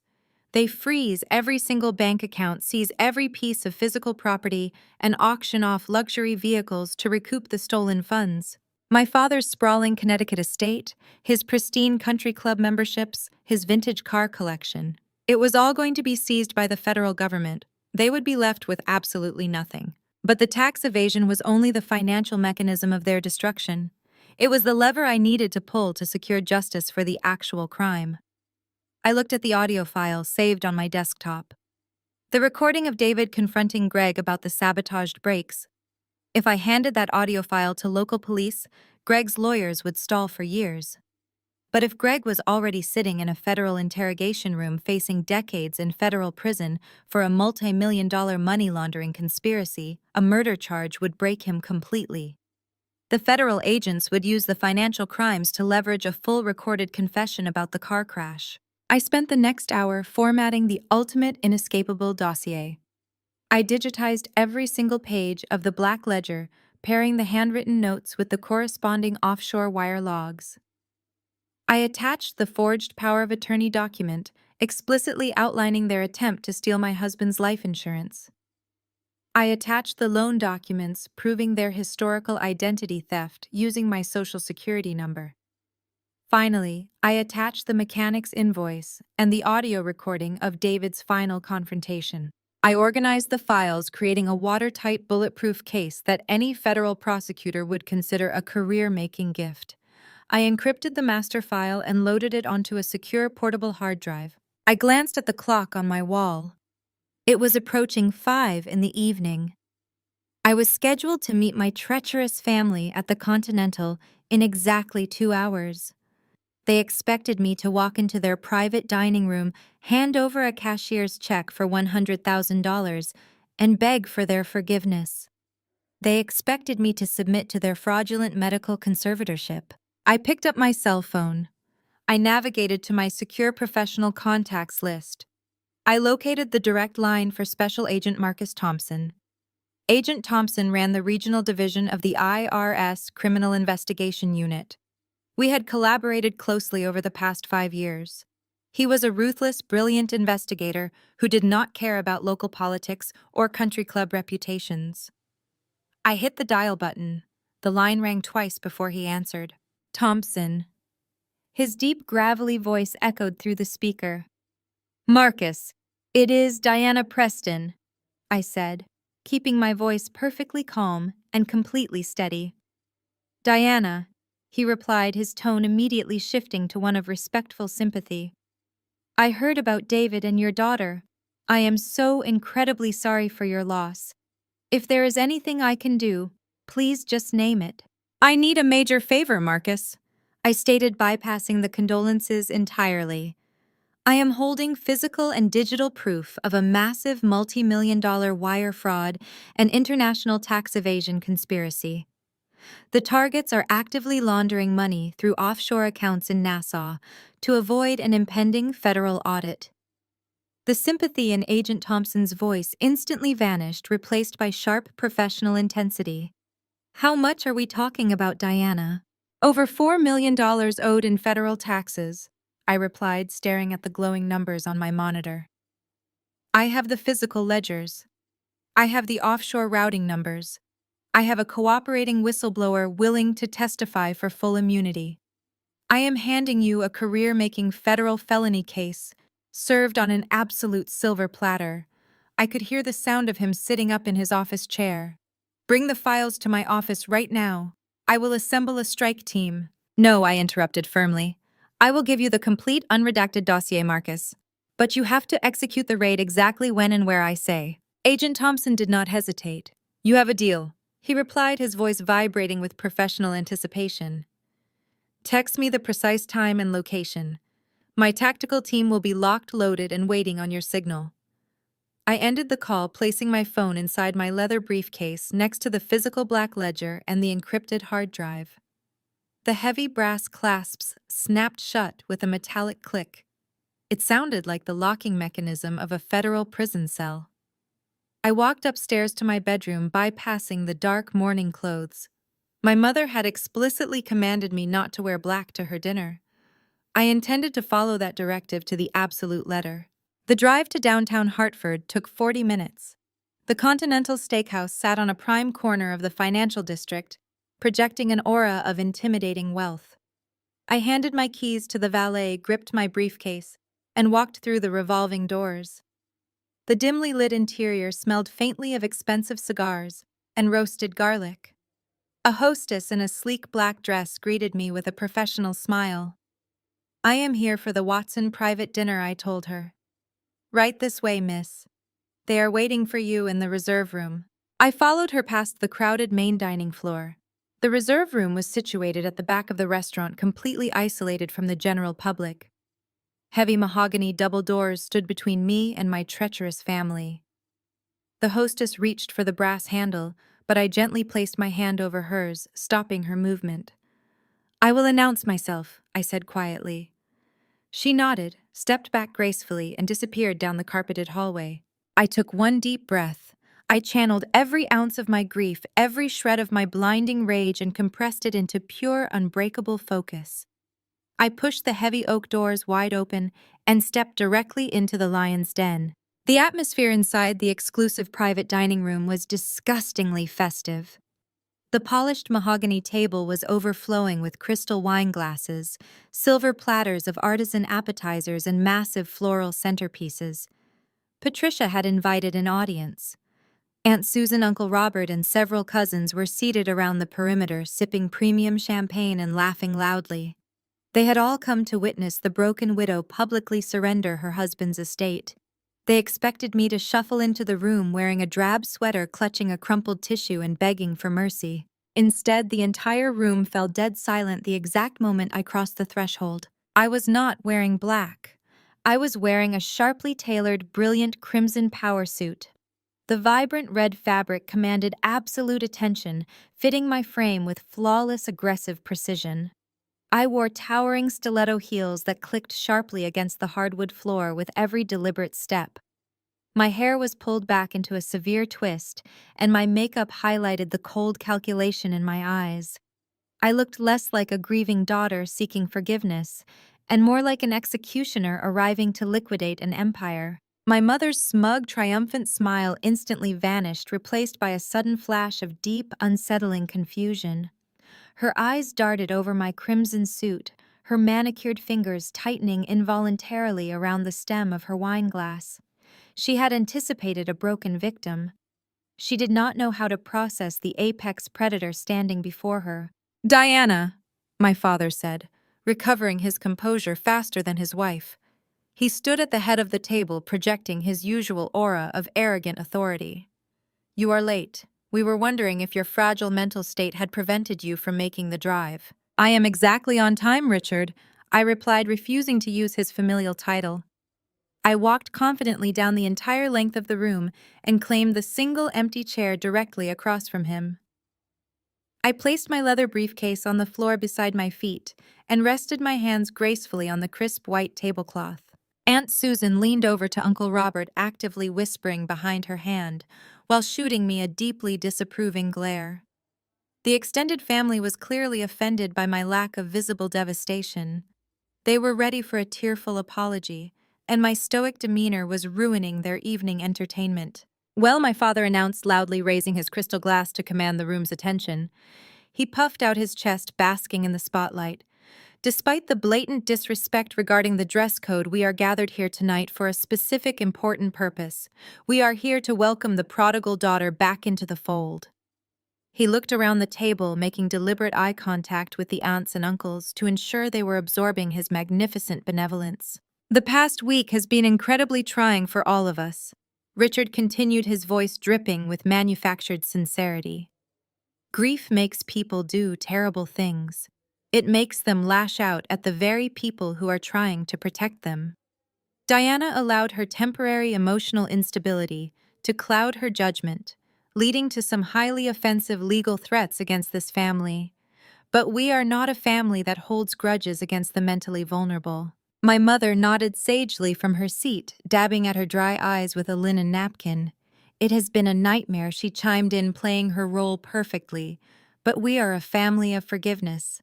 "Blood is always thicker than temporary grief," my father proclaimed, raising his glass higher. "We are willing to overlook the harsh words. We are willing to assume the heavy burden of managing David's estate to save Diana from her catastrophic incompetence. We are willing to bring her back into the light. To family." "To family," the extended relatives echoed in unison, raising their glasses and taking a collective sip of expensive champagne. I simply stared at him, my expression perfectly neutral. The sheer arrogance of his performance was spectacular. He was toasting to his own criminal victory, actively using my husband's tragic death as a prop to elevate his social standing in front of our relatives. He truly believed he had won. He truly believed he had broken me. Greg, sitting immediately to my right, let out a harsh, condescending laugh. He deliberately slammed his heavy cocktail glass down onto the mahogany wood. He leaned closer to me, smelling strongly of expensive bourbon and cheap cologne. "That is a very pretty speech, Dad." Greg sneered, his eyes locking onto mine with undisguised malice. "But forgiveness requires a tangible demonstration of loyalty. We cannot just let her walk back in here without a proper penalty for the absolute mess she caused this week. I had to pay lawyers to draft those conservatorship papers because of her tantrum." Greg reached into the inner pocket of his tailored suit jacket. He pulled out a crisp, blank personal check bearing the Watson Commercial Development corporate logo. He slapped the paper down onto the table directly in front of me. Then he pulled a silver fountain pen from his breast pocket and tossed it casually onto the blank check. Mom said you agreed to bring a cashier's check for $100,000, Greg said, crossing his arms over his chest. But the price of admission just went up, Diana. You wasted my time, you insulted my business, and you disrespected our parents. So you are going to fill out that blank check right now. You are going to write it out for $150,000. Consider the extra 50 grand a penalty for making us drag you into court. The entire room fell into a breathless silence. The extended family watched with morbid fascination, eagerly waiting to see me break down, pick up the pen, and surrender my financial independence to my brother. My mother smiled softly, taking another slow sip of her premium wine, absolutely thrilled by Greg's aggressive power play. My father stood silently at the head of the long mahogany table, his posture radiating dominant approval. I looked down at the crisp blank check resting perfectly on the pristine white linen tablecloth. I looked at the silver fountain pen, the silence in the room stretched out thick and suffocating. I slowly reached out and picked up the silver pen. I felt the cold metal against my skin. I rolled it between my fingers, feeling the heavy, expensive weight of the instrument. I slowly looked up and directly met Greg's arrogant, sneering gaze. I saw the absolute certainty in his eyes. He believed he was an untouchable king. He believed he held my entire life in the palm of his hand. I twirled the heavy silver pen one final time between my fingertips. I smoothly pulled back my left sleeve, exposing my sleek wristwatch. I stared at the elegant dial, watching the second hand sweep across the numbers with mechanical precision. I tracked the movement until it hit the 12 exactly. I calmly set the silver pen back down onto the table, pushing it away from the blank check. I am not signing anything, Greg, I said, my voice cutting through the silent room like a razor blade slicing through cheap silk. In fact, we shouldn't start the main course yet. We need to wait for my VIP guests. My father's face instantly darkened with explosive rage. What are you talking about, Diana? Who exactly did you invite to this private dinner without my express permission? Suddenly, with a loud, resounding thud, the heavy oak doors of the private dining room swing open. The private dining room at the Continental was bathed in the glow of crystal chandeliers. Patricia had spared no expense for her orchestrated victory lap. She had invited every available aunt, uncle, and cousin to witness my submission. The atmosphere was disgustingly festive. The extended family sat around the massive mahogany table, sipping premium champagne and laughing loudly. They were actively celebrating my imminent surrender. The heavy oak doors swung open and I calmly walked into the room. The lively chatter instantly died. My relatives stared at me with poorly concealed shock. They eagerly expected a broken, weeping widow shuffling through the door in drab mourning clothes, clutching a crumpled tissue and begging for financial mercy. I was not wearing black. I was wearing a sharp, tailored crimson power suit. The vibrant fabric commanded absolute attention, fitting my frame with aggressive, predatory precision. I wore towering stiletto heels that clicked sharply with every deliberate step. My hair was pulled back into a severe twist. I carried a sleek leather briefcase. Aunt Susan aggressively whispered behind her napkin. The extended family watched in stunned silence as I walked down the length of the room and claimed the single empty chair directly across from my father.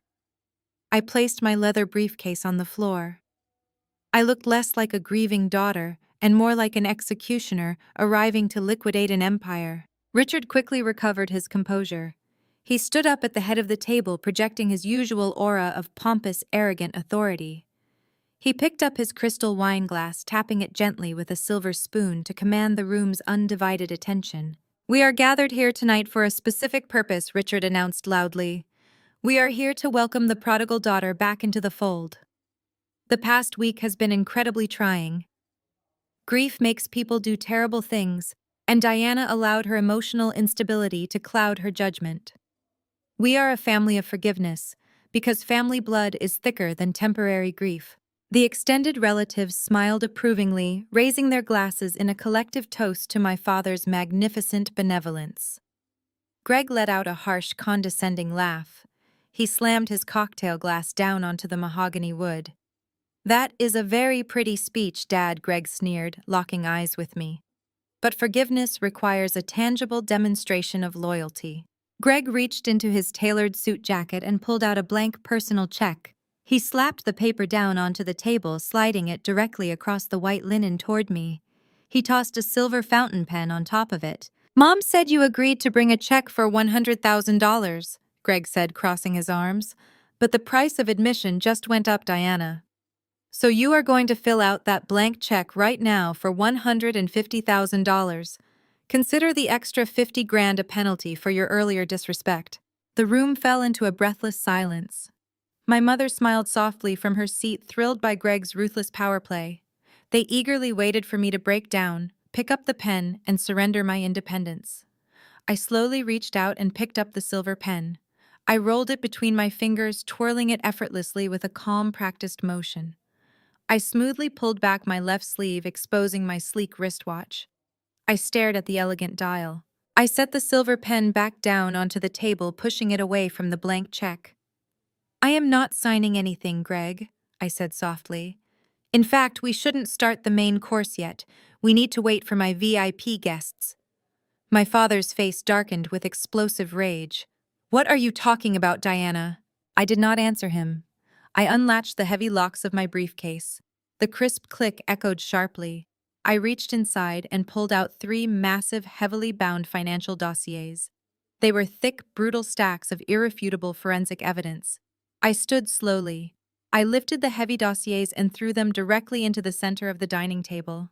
They crashed down right on top of the beautifully roasted Thanksgiving turkey. Gravy splattered across the china.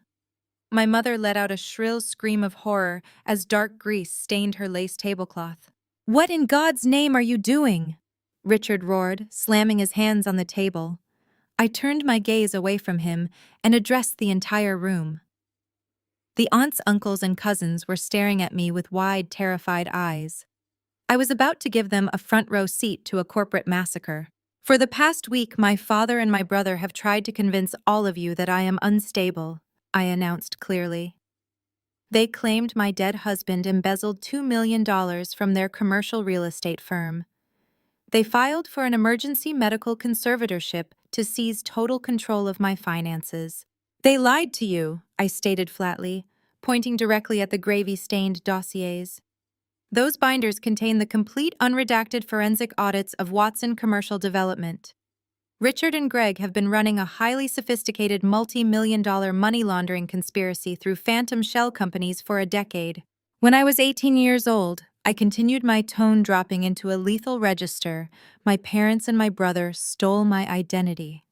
They used my personal social security number to secure over $400,000 in commercial business loans. They funneled the cash to save their failing company, and then they deliberately defaulted on the debt under my name.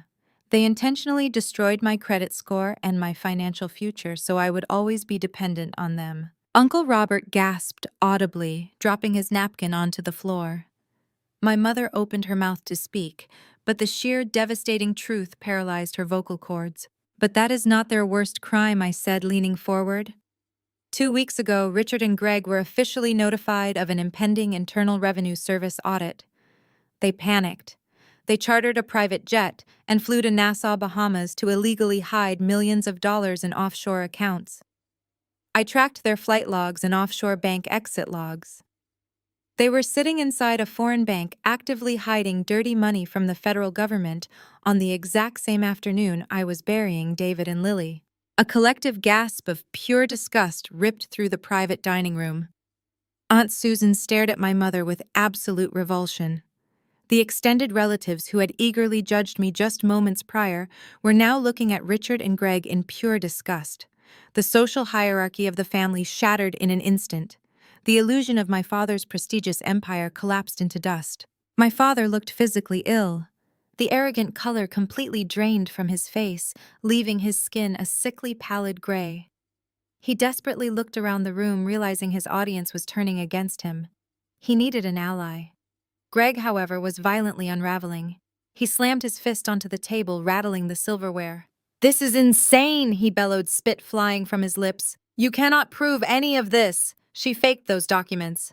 Jasmine, tell them. Greg frantically turned to his wife, who had been sitting quietly beside him.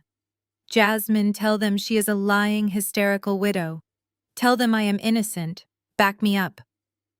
Jasmine did not flinch. She calmly reached up and pulled the dark designer sunglasses off her face, exposing the dark purplish bruise blooming across her left cheekbone. The relatives gasped again, a fresh wave of horror washing over the room. Jasmine stood up slowly. Her posture was immaculate. She looked down at Greg with an expression of pure, unadulterated loathing. She reached for her left hand and grabbed her massive diamond wedding ring. She pulled the heavy band over her knuckle. She held the ring suspended in the air for one terrible, silent second.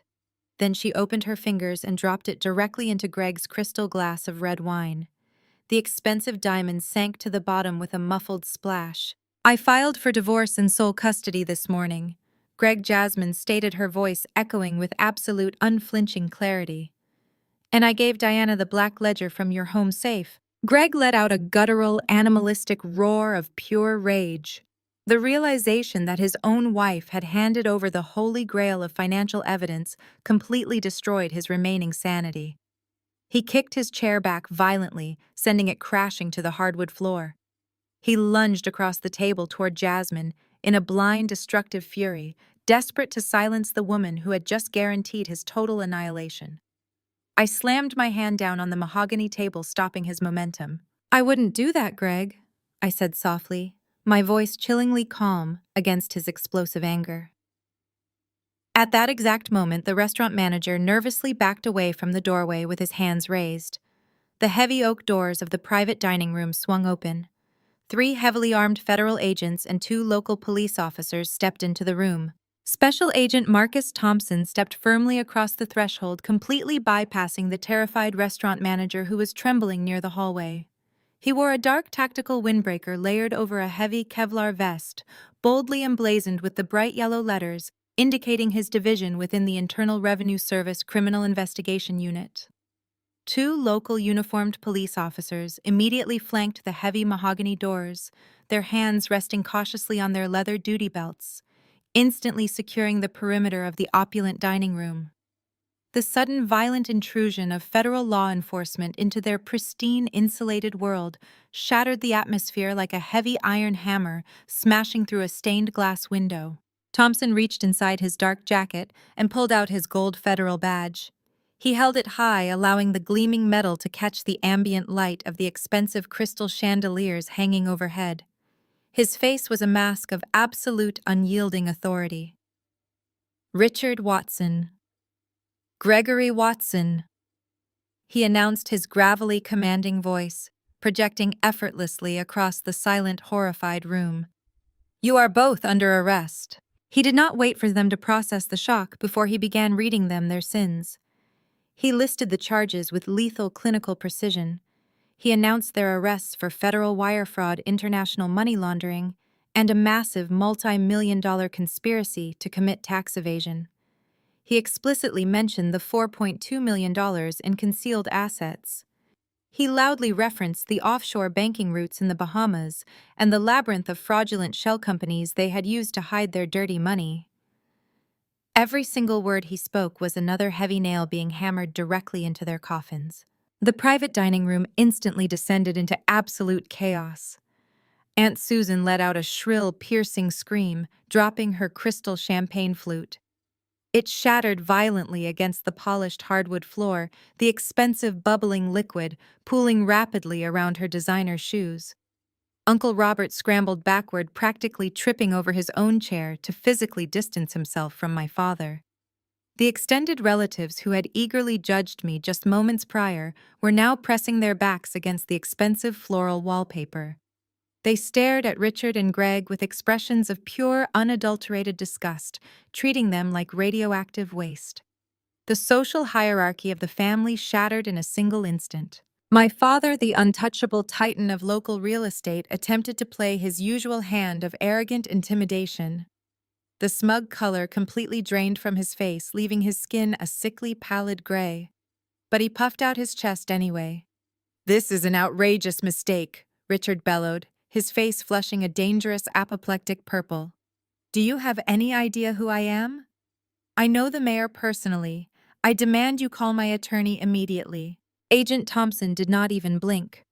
We know exactly who you are, Mr. Watson Thompson replied with chilling professional indifference. And your attorney has already been notified.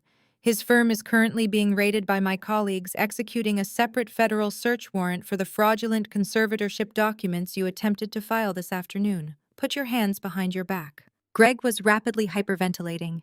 The alcohol in his system and the sudden surge of raw adrenaline were mixing into a toxic volatile cocktail inside his veins. He looked frantically around the room, his eyes wide, manic, and completely unhinged. He realized his wife had defected. He realized his offshore accounts were frozen. He realized his life was over. "You set us up," he hissed, spitting the words across the mahogany table toward me. A local police officer moved swiftly, grabbing Greg firmly by the shoulder and spinning him around. Greg thrashed wildly in a panic, knocking over a heavy silver platter of roasted vegetables, but the officer easily overpowered him. The officer slammed Greg's chest down onto the dining table, pressing his face right next to the ruined, gravy-stained Thanksgiving turkey. The sharp metallic ratcheting sound of heavy steel handcuffs clicking tightly into place echoed loudly throughout the chaotic room. It was at this precise, devastating moment that my mother finally broke. Patricia, the pristine, untouchable matriarch of the Watson family, watched her husband and her golden child being physically restrained like common street criminals. Her entire reality, an empire built entirely on lies, superiority, and stolen money, evaporated right in front of her eyes. She let out a guttural, wretched wail of pure despair. Patricia threw herself forward, abandoning all sense of dignity. She stumbled over her heavy wooden dining chair, her expensive silk gown tangling awkwardly around her legs. She fell hard onto the polished hardwood floor, scraping her knees. She crawled desperately across the room toward me, tears streaming rapidly down her perfectly contoured face, ruining her expensive makeup in dark, streaky black lines. She reached out with trembling, frantic hands and grabbed the fabric of my tailored crimson suit pants. I did not step back.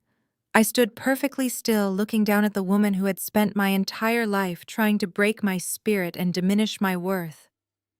"Diana, please," my mother sobbed hysterically, her fingers gripping my pants with desperate clawing strength. "You have to stop this right now. Tell them it is a terrible mistake. You have to save us. You have money now. You can fix this entire situation." She gasped for air, her chest heaving as she stared up at me with wild, pleading eyes. "Write them a check," Patricia screamed, her voice cracking and echoing pitifully off the mahogany walls. "Pay off the federal taxes. Pay all the financial penalties. We will pay you back eventually. We are your family, Diana. You cannot let these people take your father away. You cannot let them take your brother. Think about our family loyalty. Think about our reputation in this city. You have to save us." I looked down at her tear-stained face. I felt absolutely nothing. There was no pity in my heart. There was no lingering sense of familial obligation. My emotional core was a solid, unbreakable block of ice. The desperate weeping woman clutching my ankles was a complete stranger to me. I slowly reached down, grabbed her wrists, and pried her trembling fingers off my crisp crimson suit. I let her hands drop heavily back to the floor.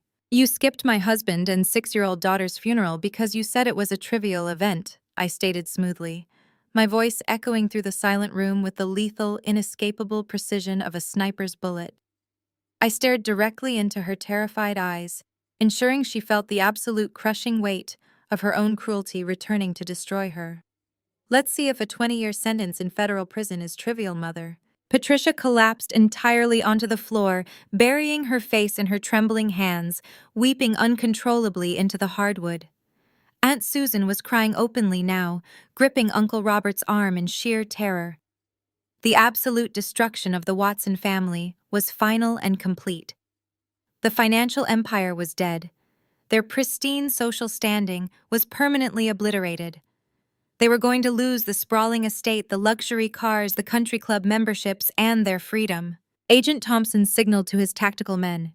"Take them out of here," he commanded sharply. The officers grabbed Richard tightly by the arms, hauling the defeated, utterly silent patriarch toward the hallway. Another robust officer yanked Greg up forcefully from the dining table. But Greg was not going quietly into the night. The heavy steel handcuffs cut painfully into his wrists. His face was smeared with dark turkey grease and spilled gravy. He twisted violently in the police officer's unyielding grip, his eyes completely bloodshot, his mind visibly fracturing under the immense crushing pressure of his impending reality. He looked at me standing there in my crimson suit, completely untouched, entirely victorious, holding the keys to the kingdom he fundamentally believed belonged to him. His sanity snapped. It broke audibly, giving way to a purely psychotic, venomous rage that completely overtook his body. He fought aggressively against the police officers, digging his expensive leather heels into the floor, straining his neck to scream directly at me. David got exactly what he deserved. Greg bellowed, his voice tearing from his throat in a raw, ragged, horrifying shriek. The entire room froze instantly. Aunt Susan stopped crying. The restaurant manager backed away in sheer terror. He stuck his nose where it didn't belong. Greg screamed, his face contorted into a horrifying, desperate, maniacal smile as he completely lost his mind. He found the offshore accounts in the Bahamas. He found the hidden Cayman transfers. He was going to turn us into the authorities, and that's why his brakes failed. The absolute silence that followed his words was suffocating. The police officers immediately tightened their grip on Greg, freezing strictly in place as the sheer devastating magnitude of the spontaneous confession registered in their minds. Agent Thompson turned around slowly, his professional demeanor entirely replaced by a lethal, predatory stillness. I stood perfectly still, unable to blink, unable to breathe. My blood ran completely cold, turning to ice inside my veins.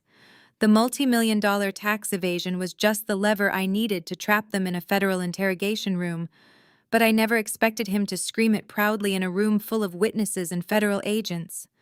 The final darkest truth was out in the open. Special Agent Marcus Thompson did not hesitate. He flashed his gold federal badge, letting it catch the light of the crystal chandeliers. He stepped directly into Greg's personal space, casting a dark shadow over my brother's trembling body.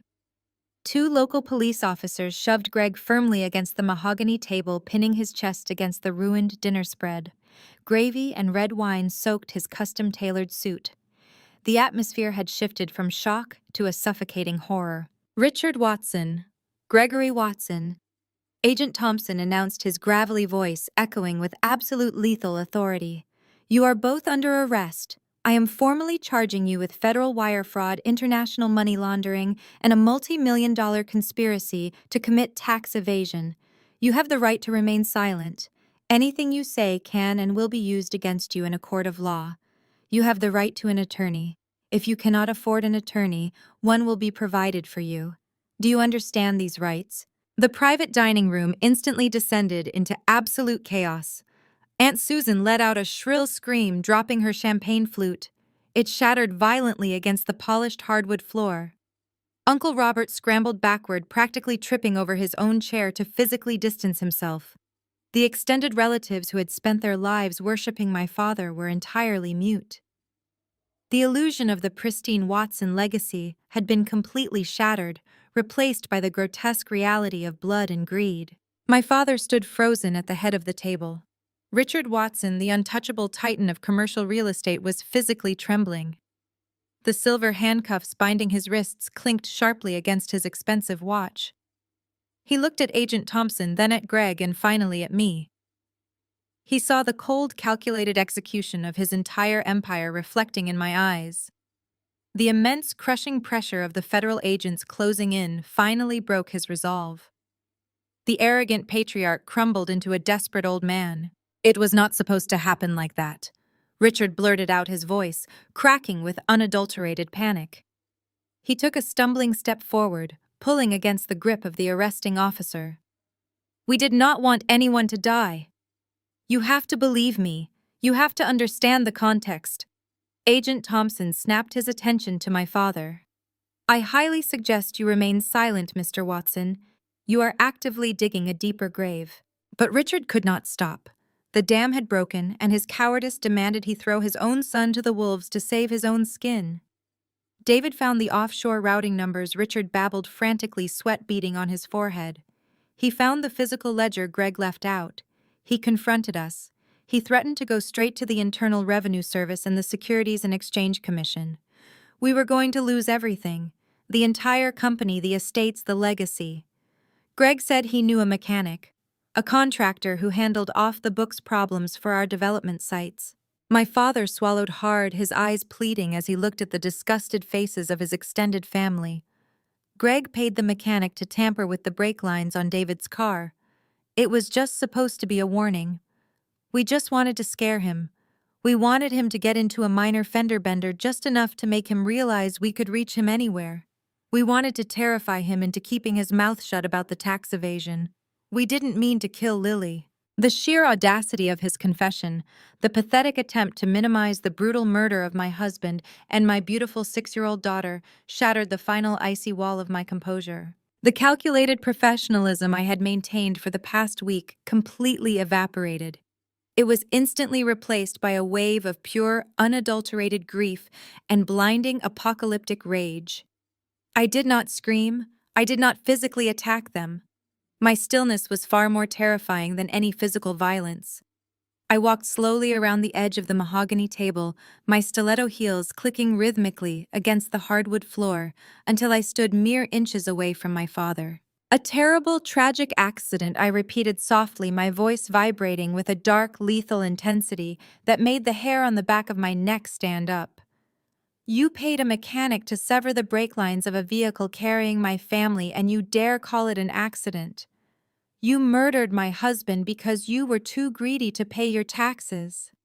You murdered my 6-year-old daughter because your fragile ego could not handle losing your pathetic country club membership." My father tried to look away, but I stepped closer, forcing him to meet my eyes. I wanted him to see the absolute destruction of his bloodline. "You are a monster, Richard," I hissed, stripping away his title of father forever.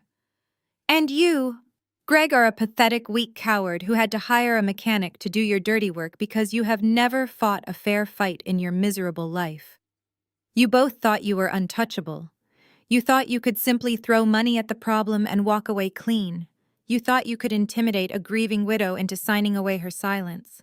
I stepped back, addressing both of them, as the federal agents maintained their iron grip on their shoulders. "I am going to make you a promise right now," I stated, my voice echoing with unwavering certainty. "I am going to use every single dime of David's life insurance. I am going to use every forensic accounting skill I possess.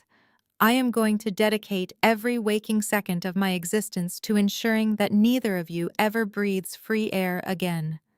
I will personally testify at your trials. I will hand the federal prosecutors every piece of digital and physical evidence proving your financial crimes.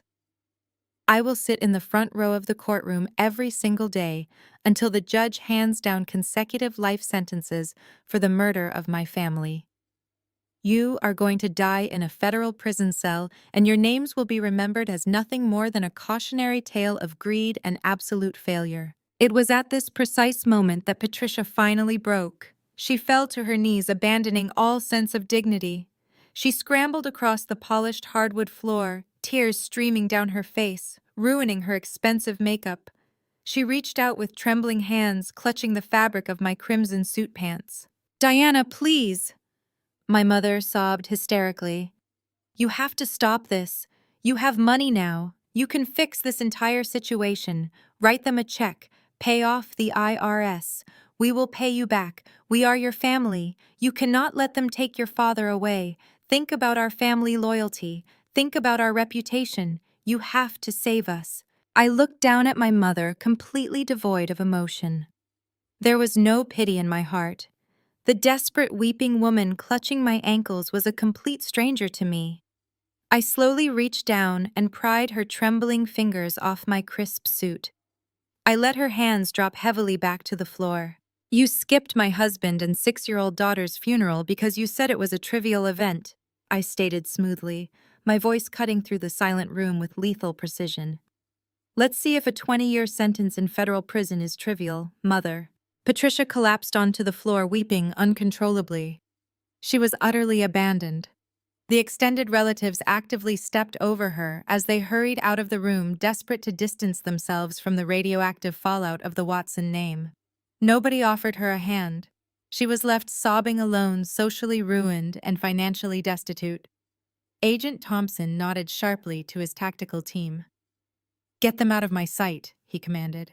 The federal agents shoved Richard forward, forcing him to walk. The local police officers yanked Greg upright. The two men were aggressively frog-marched out of the private dining room. The heavy oak doors swung open, exposing them to the crowded main dining floor of the Continental. Dozens of wealthy restaurant patrons, local politicians, and business rivals stopped eating and stared in horrified shock. Richard and Gregory Watson, the so-called kings of local real estate, were dragged through the restaurant in silver handcuffs covered in gravy and profound disgrace. As the police aggressively handcuff Greg, his expensive watch shatters against the wood.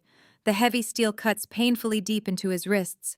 He thrashes wildly, completely losing his mind. In a fit of pure, unadulterated psychotic rage, he violently twists his body, digging his heels into the floor, and he screams directly at Diana. David got exactly what he deserved. He stuck his nose where it didn't belong, and that's why his brakes failed. The police officers immediately freeze in absolute horror, their grips tightening instinctively on his arms. The entire crowded restaurant goes completely, terrifyingly silent. Diana's blood runs cold, turning to ice inside her veins. The final, darkest truth is out in the open. I took the heavy cream envelope directly from Attorney Bennett. The paper felt thick and substantial against my trembling fingers. I thanked him very quietly, my voice a hollow rasp in the freezing night air. He gave a solemn nod, turned and disappeared back into the shadows of the financial district. I unlocked my car, pulled the heavy door shut, and sealed myself inside the quiet cabin. The streetlights cast long, sharp shadows across the dashboard. I turned on the overhead dome light. My hands shook as I broke the wax seal. I pulled out the crisp pages covered in David's familiar, elegant handwriting. The sight of his ink on paper hit me with the force of a physical blow. It was like hearing his voice speaking directly into the silent car. "My dearest Diana," the letter began. "If you are reading these words, it means my worst fears have materialized. It means I am gone. I knew exactly who your family was, Diana. I knew their toxicity, boundless greed, and manipulation. I watched them treat you like a disposable asset. I knew they would try to consume us entirely. I could not allow that to happen. I could not let them touch the life we built together." I gripped the steering wheel, my eyes scanning the next paragraph. "Months ago, I uncovered the offshore accounts. I saw the scope of their crimes. I knew they would target you financially if I confronted them. To protect you and Lily, I took immediate, irrevocable action. I liquidated my architectural firm shares. I took our life savings, our real wealth, and moved it all. Over $5 million is safely secured inside an irrevocable trust. You are the sole trustee. Richard, Greg, and Patricia can never touch a single cent. Even with 1,000 lawsuits, the money is impenetrable. It is yours, Diana. Yours and Lily's." I let out a shuddering breath. He had fought to shield us. "Build a beautiful life, my love."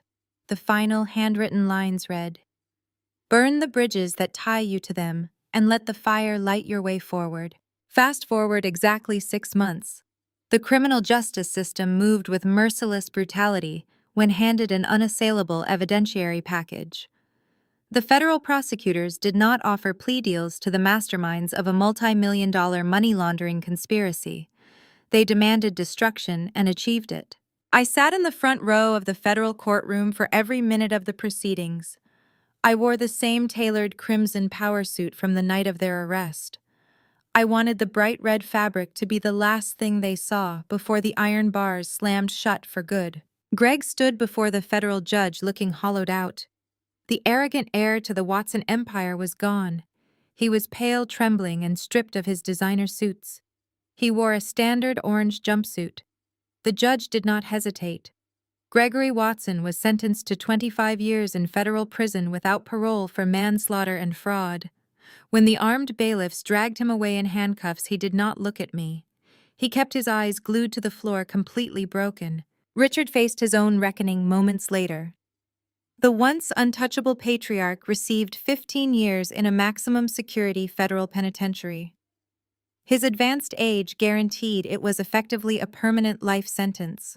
He would die behind bars, stripped of his precious country club memberships, his pristine vintage car collection, and his entirely manufactured prestige. My mother faced a drastically different kind of prison. Patricia was not explicitly charged with the severe financial crimes, but her complicity and insatiable greed left her utterly destitute. The federal government seized the sprawling Connecticut estate, the luxury vehicles, and all domestic bank accounts to recoup the stolen tax revenue. Patricia was forced to declare total bankruptcy. The extended family, terrified of being publicly associated with the Watson scandal, shunned her completely. She now lives all alone in a tiny, dilapidated, subsidized apartment on the very outskirts of the city.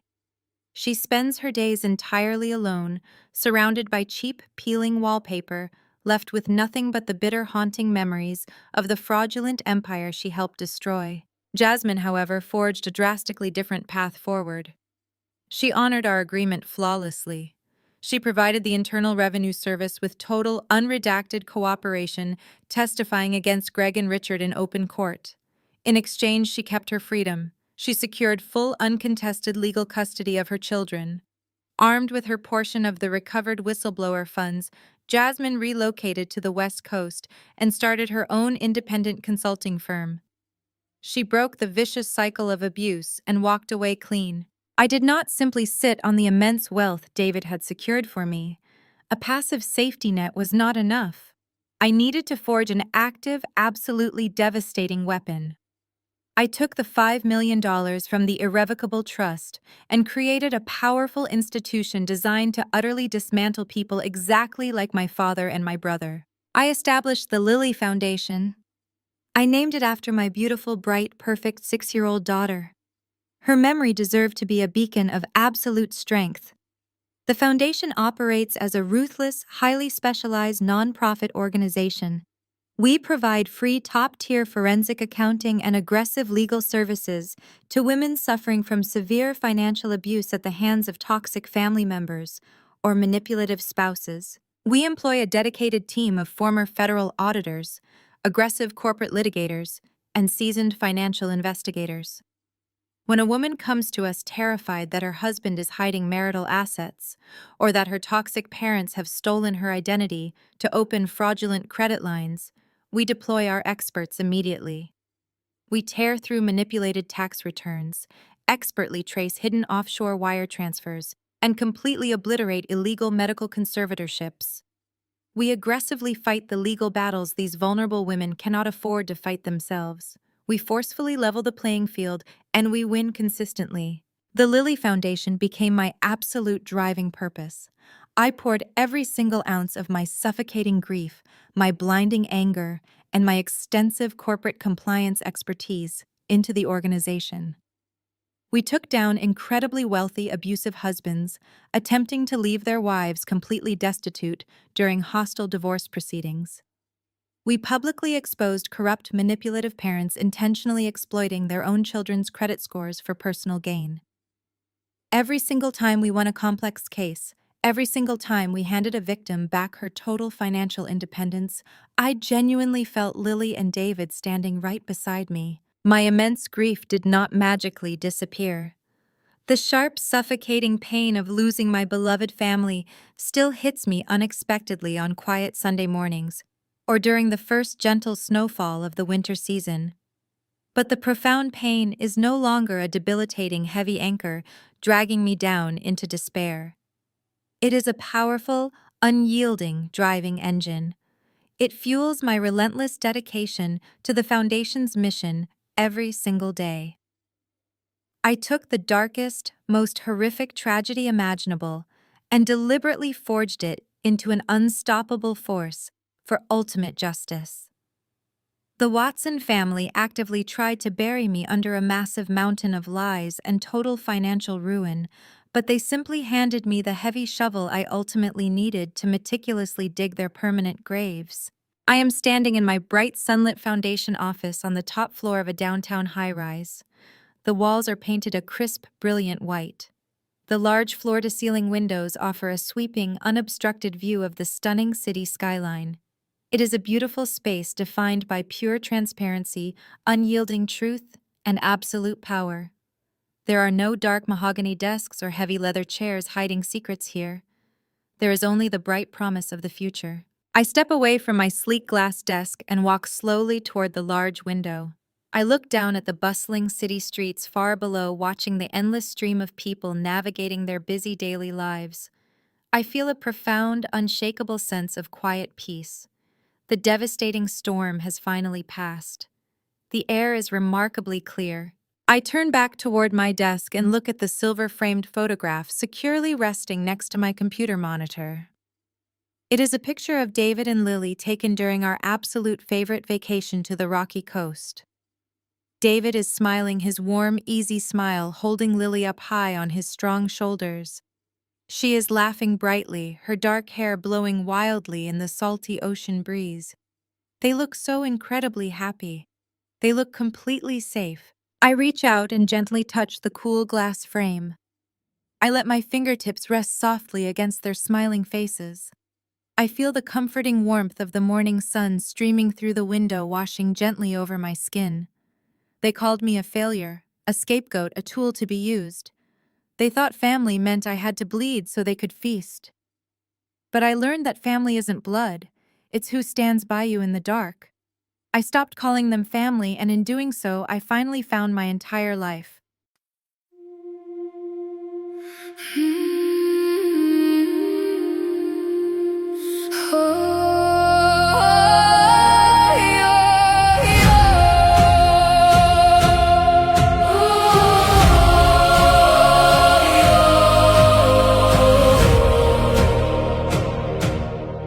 I used to ride upon your shoulders, thinking you could touch the sky.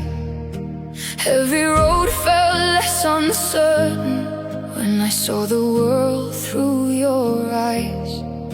You were stronger than the mountains, taller than the northern pines. And when the winter winds were coming, you would stand between them and I.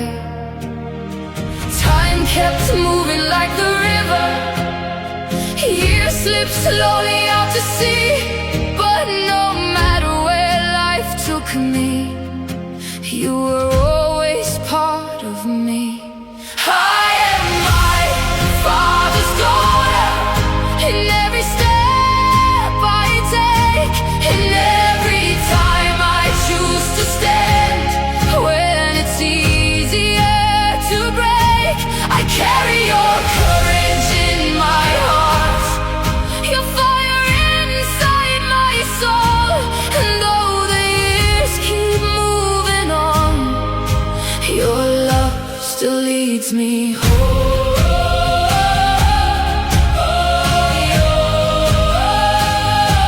You taught me strength is not in power, but in kindness when it's hard. You taught me how to keep on going when the road grows cold and dark.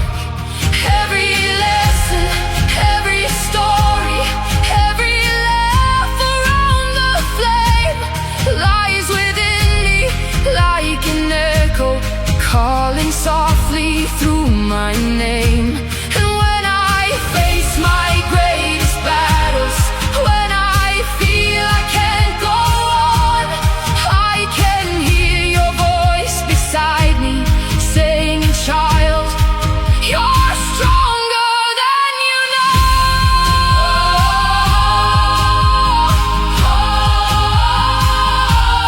I am my father's daughter, in every step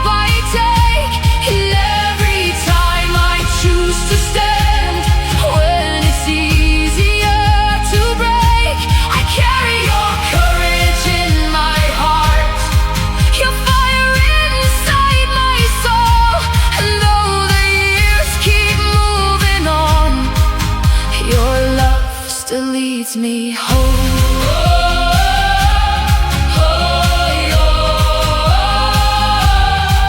One day the snow will cover footprints, one day the fire will burn low, but the things a father gives his daughter are the things that never go.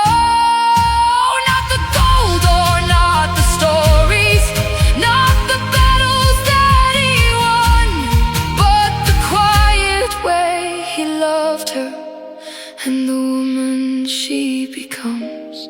I am my father's daughter, and I always will remain. Through every triumph, every loss, through every joy and every pain, the world may change around me, the stars may fade above, but I will always carry with me my father's endless love.